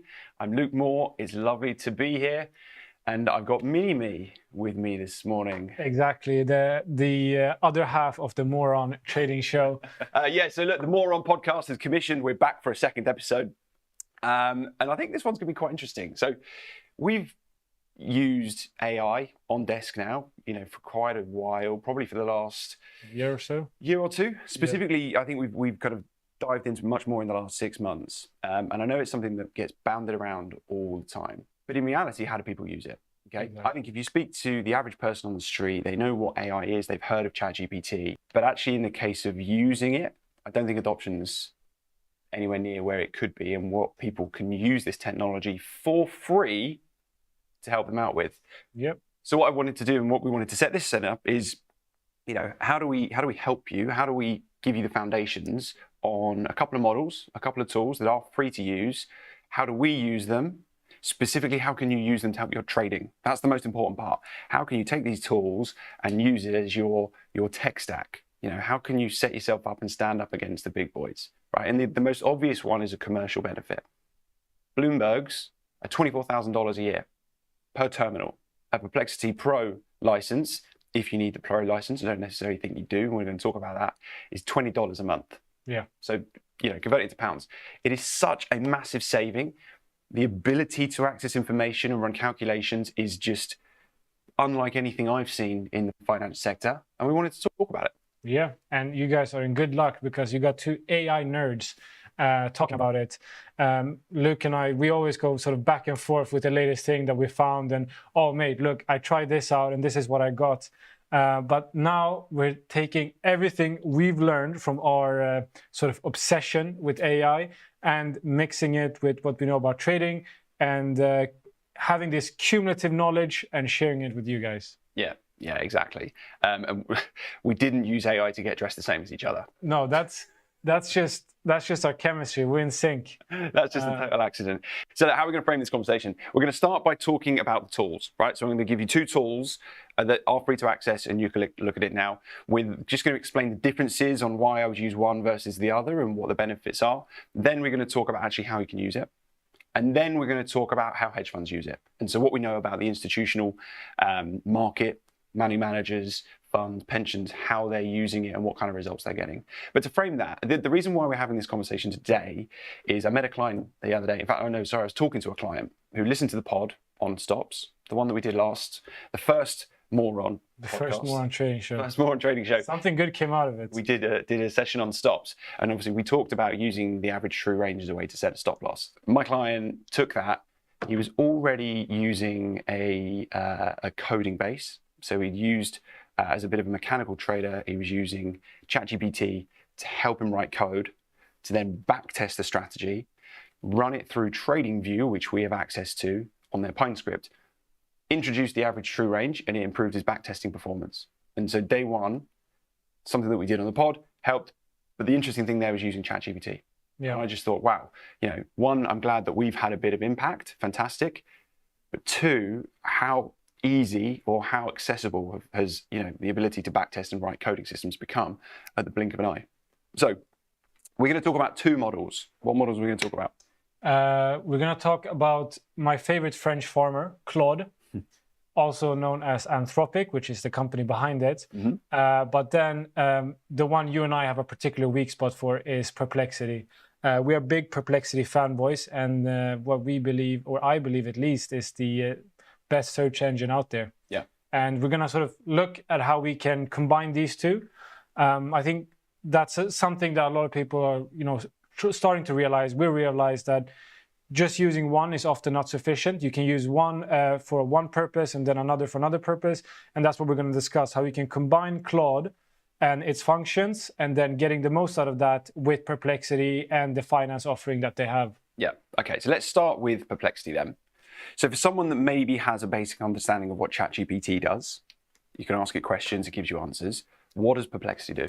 So Perplexity works more as in terms of a search engine. Mm-hmm. I call it the Google killer. The way they started off with just searching for basic information, and then you got your sources, and that was their sort of edge. But they've now sort of leveled up completely by integrating sort of Yahoo Finance, quarter financials, and all these live financial data. So you have this massive database, and then you search for whatever you need, and then it will give you the information lined up, and you can also sort of create programs with it. So for example, they have a live earnings call feature. So you can ask questions about the live earnings call that's going on and ask it to interpret it for you. In real time. In real time. And you're never going to get that anywhere else. No. Well, you will eventually as this becomes more of a common practice. But it's taking earnings calls, it's taking the data that comes through, currently specifically just for US stocks, it's worth noting. Yeah. Hopefully it grows. And it's taking out all of the key insights. So for example, last week when NVIDIA came out, I sent a text over to all the people that I look after to say, you're going to get the exact data. So as the market moves, you're seeing in real time what Jensen was saying and why it was moving like that. Yeah. It's quite incredible. Yeah, it's sort of like your middleman to interpreting the market. Yeah. So Perplexity to search and find and get sort of models. And then we're using Claude, the French farmer, with his... So I call it French farmer because that's what our French colleague Maxime on the desk calls it. Claude. So it's a great program. Don't know why they named it after a French farmer. But so we use Claude for the deep research, the reasoning, finding the nuance and hidden insights. Combining those two, magic. Claude's become one of the best coding bases as well. Yeah, it is. It's become really quite impressive. So if you think about Perplexity as live data, Okay, so Perplexity is where you start to break into this search engine world. This is where I think it's going to have an edge on the Bloomberg terminals that only institutions have access to, supposedly, or someone that's got a lot of money to put to it. Now you're getting, I would say, tough to put a percentage base on it, but let's just say you could do 60 to 70% of what you want to do on a Bloomberg. You're now being able to do that on Perplexity. Yeah. Then you look at Claude. Reasoning, calculations, all these things sound like fancy words. Basically, if you feed something to Claude, like your trading history or your positions, you can then ask it questions. So I use it a lot for taking in research notes. We then dump it into Claude and I say, simplify this. Or I will say, tell me, it can ask me questions about it. So say, right, I've read this, now quiz me on it. So it helps you with education and learning. Yeah. What it's really interesting to do is it also can now take in screenshots. So let's say you've got a trade set up, right? You've got a limit, a stop, and everything. You've got it set up. You can dump it into Claude and say, is this optimized based on X, Y, Z? So we'll come into that. But basically, you've got the two differences: Perplexity for live data, Claude as your researcher. Yeah, they're the two main differences. So they complement each other quite nicely. So this is where we can talk about how do you use it, right? That's the yeah. Where does it change everything? How about, and let me just pose a question to you. Yeah, hit me. What if you had an axle sat on your shoulder at all times telling you why are you doing that, justifying it, challenging your reasoning, trying to push you, was your risk manager, and it was entirely personalized to you? That's the thing. That's the purpose of it. And I think to get that sort of like mini axle on your shoulder, you have to learn how to prompt it correctly. So these sort of, when we had the sort of salesperson from Claude coming in and presenting Claude for us, they presented it as an eager intern, willing to learn, happy to please. But it's important to keep in mind that how you prompt it is important. It's just as important as how you prompt it in order to get the output that you want. So it's important that you sort of ask it to be critical, think about it, and give the sort of input that you want. So you say like, this is my stop, this is my limit, analyze this out of a risk perspective. Otherwise, you might have the odd opportunity where it comes off and gives you what they think you want to hear. Yeah. So that's why you sort of have to be challenging that. So how do you sort of get around that? Because I know you've had some issues with the AI just telling you what you want to hear. You got to be careful. Yeah. I mean, this isn't going to be perfect, but that's where I think where you feed it something as opposed to asking you to go and fetch something with Claude. I'd be much happier trusting Perplexity to go and do my research for me. And I'll give an example. We were on the show live the other day, and I think it was the news around Trump was talking about lifting sanctions on Iran, specifically Iranian oil. Yeah. And in real time, and I typed into Perplexity, and you can go back and look at the recording. What is maximum capacity for Iranian oil production? And where has it been over the past 10 years? And within seconds, I had a chart showing all of the different values of millions of barrels of oil per day and its maximum capacity. And you can see how much capacity Iran had to uplift the market. And we were comparing it to why the oil price was down 3%. So you could say, right, is the oversupply that it brings you, does that make sense? Yes, no, maybe, and then you can place a trade off the back of it. But you're not getting access to that research anywhere else. No. Contrast trying to find that information just by Googling it. Yeah, it's nigh on impossible. No. Nigh on impossible. But I think to start with, you've got to treat, or you could treat this as your co-pilot when it comes to trading, right? I know Copilot is the Microsoft branded AI, but just ignore that for a second. At the end of every day, if you downloaded your history and you put it into a Claude project, you can then ask it questions. Did I move my stops at the right time? Should I be putting more stops on this? Have I got any on at all? Can you optimize this for me based on criteria ABC? Did I enter at the right time? Did I exit at the wrong time? And you can start to quiz your history. And of course, as you add day to day to day, your trading history, you've got a coach that is going to continue to give you insights. I mean, for example, you could say, right, I've closed 3 trades today. 2 were winners, 1 was at a loss. Why did the one close at a loss? Yeah. If my stop was too close, and you can search this, what if I moved my stop lower by 1%, 2%, what would have happened? You can place scenarios on it. But let's say you had a portfolio of stocks. You're a single stock equity guy, your ISA, your SIP, whatever it might be. You dump your portfolio in, and I had a conversation with a client yesterday, face to face. You know, this particular chap at a UK tilted equities portfolio, you know, we can dump that into Claude and just say, analyze my portfolio. All of a sudden, you're going to get real-time insights on, okay, you're allocated into the healthcare sector, you're allocated into, it might be defensives, you know, it could say you actually haven't got any tech exposure, you know, and actually you're going to underperform the index as a result. And then you query it, okay, give me the top performing UK-based tech plays, build me the watch list, and in fact, I want to optimize that based on stocks that are near 52-week lows, where analyst ratings are the furthest away, and I want to look at putting them on now. Give me the watch list. Yeah, and I think something key that you mentioned is creating a project, right? So it's oftentimes that you sort of feel it's a bit repetitive what you're prompting. You have to give all the information all the time. If you create a project within Claude, ChatGPT, or Perplexity, you have a sort of knowledge base, and then you can give the AI the instructions that you want it to operate from every time. So yeah, it'll take a bit of time the first time. But what I do when I create a project is I first sort of just write out in Claude, hey, I'm creating a project. I want to create a project. I need your help to finalize and fine tune the project instructions. I want it to achieve, you know, the purpose of this will be to analyze my portfolio, my stop losses, risk management, and I always want you to have X, Y, and Z in perspective when giving me a decision. It will then write you a prompt in order, it will give you an output that is optimized for the project to understand, and then you copy and paste that into it. So every time you ask a question, it will always have that sort of knowledge in the back of its head. That just makes your whole process much, much faster and efficient. Yeah, completely. And you can use it. So, you know, from this trading co-pilot perspective, you can be your coach, but when we talk about this portfolio optimization, you can also run simulations. Yeah. You know, what happens if I was running this portfolio in 2008? What happens if I was running this portfolio again during Liberation Day? And it will know exactly what markets moved, how they moved, what stocks, sectors, FX pairs, whatever it might be, and then get it to stress test it for you. So these are all things that we're talking about via Claude. And again, make the distinction. Claude, we feed it something so that it understands what you're giving it. Perplexity, we're searching for things. That's one of the big differences. You know, you could give another scenario, the one that I quite like. I've got a 10K account.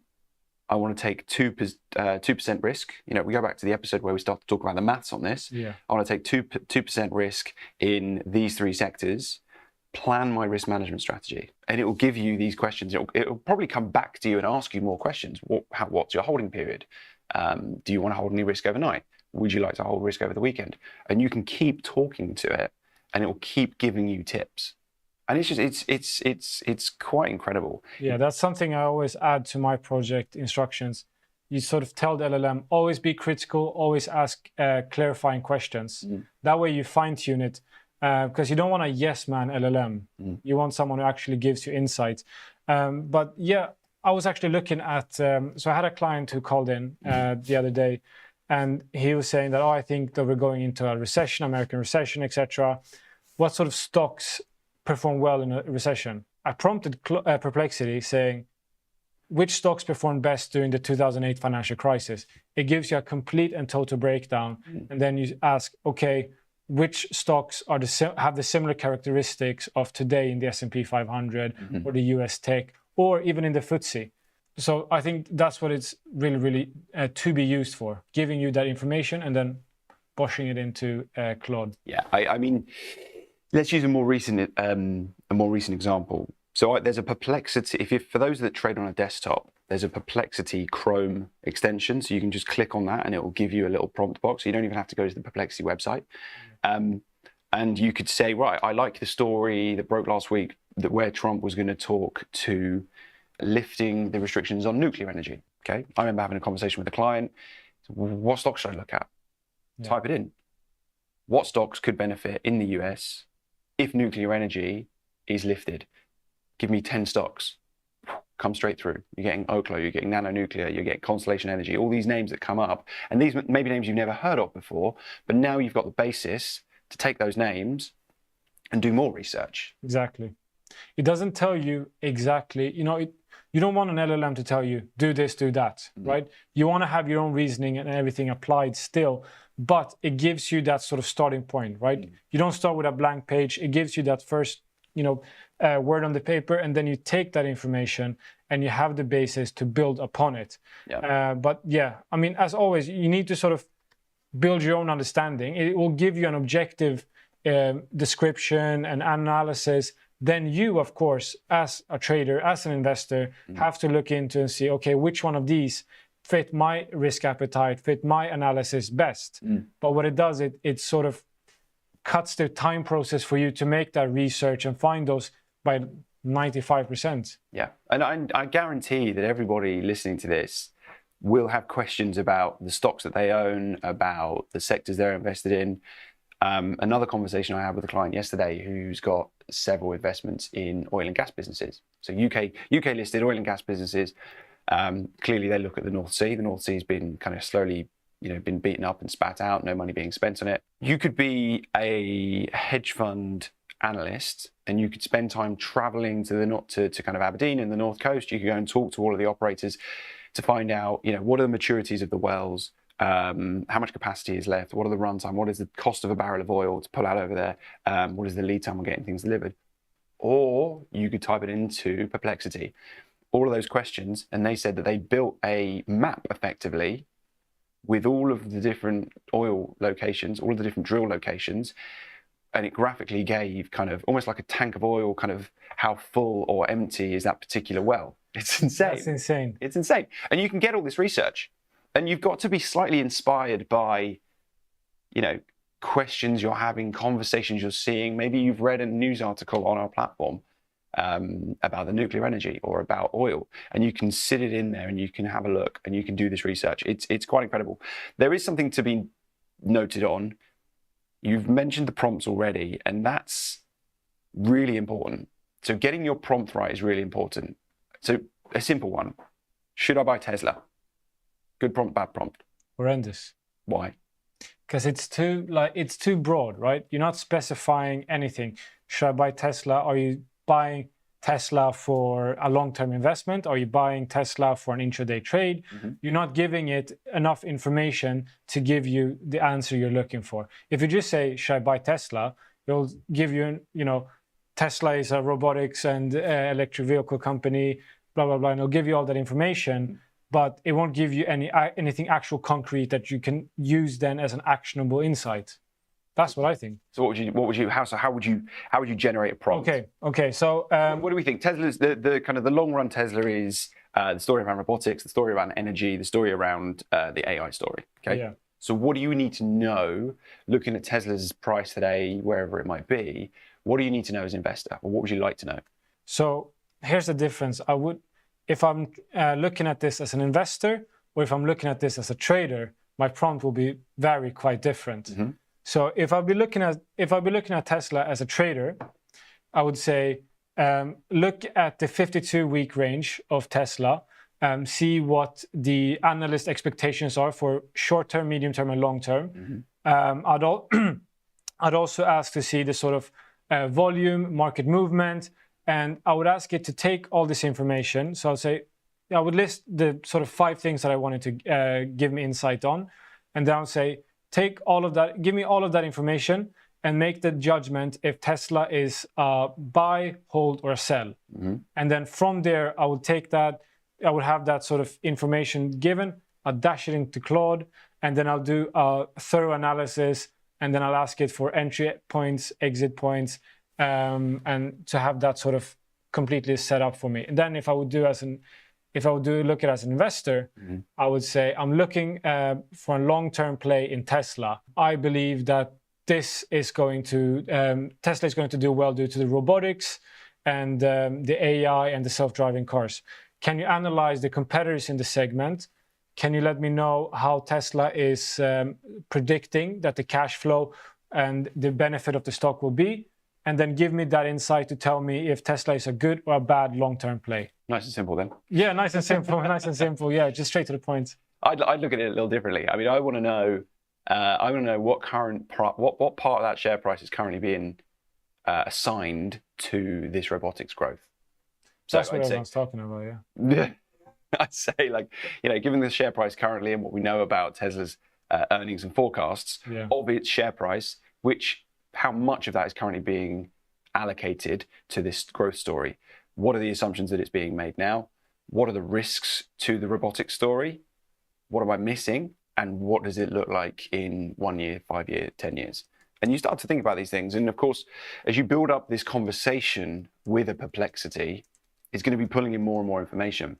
And what Perplexity does really, really well is using recent news or using recent searches from everybody that's using it. It gives you suggested follow-up questions. Yeah. So it's as if your plucky analyst person that sat next to you is super proactive. So it's like, oh, hey, you know, I get you've given this search and here's this output, but what, you didn't ask this. Yeah. And it's like, you asked this, you might be interested in this as well. Yeah. Yeah, completely. Yeah, it's just, it's incredibly powerful. And the fact that this tech is now at your fingertips, yeah, I mean, it's brilliant. You could also talk about, you know, specific news on the day. So if you go to perplexity.ai/finance, it gives you the real market prices for all of the US indices. It gives you the stories of what's going on. So you could ask it really cleanly, I want to be prepared for my morning trades. It knows what you trade because we assume you're using this as a trading journal and you're dumping your history into there. It's going to know exactly what you need to know in order to prepare you for your day. I'm now actually prompting Claude to give me a Tesla. Is that what you were doing? Yeah. I did wonder what you were doing there. I mean, look, how do hedge funds use this right now? Kind of what evidence do we have?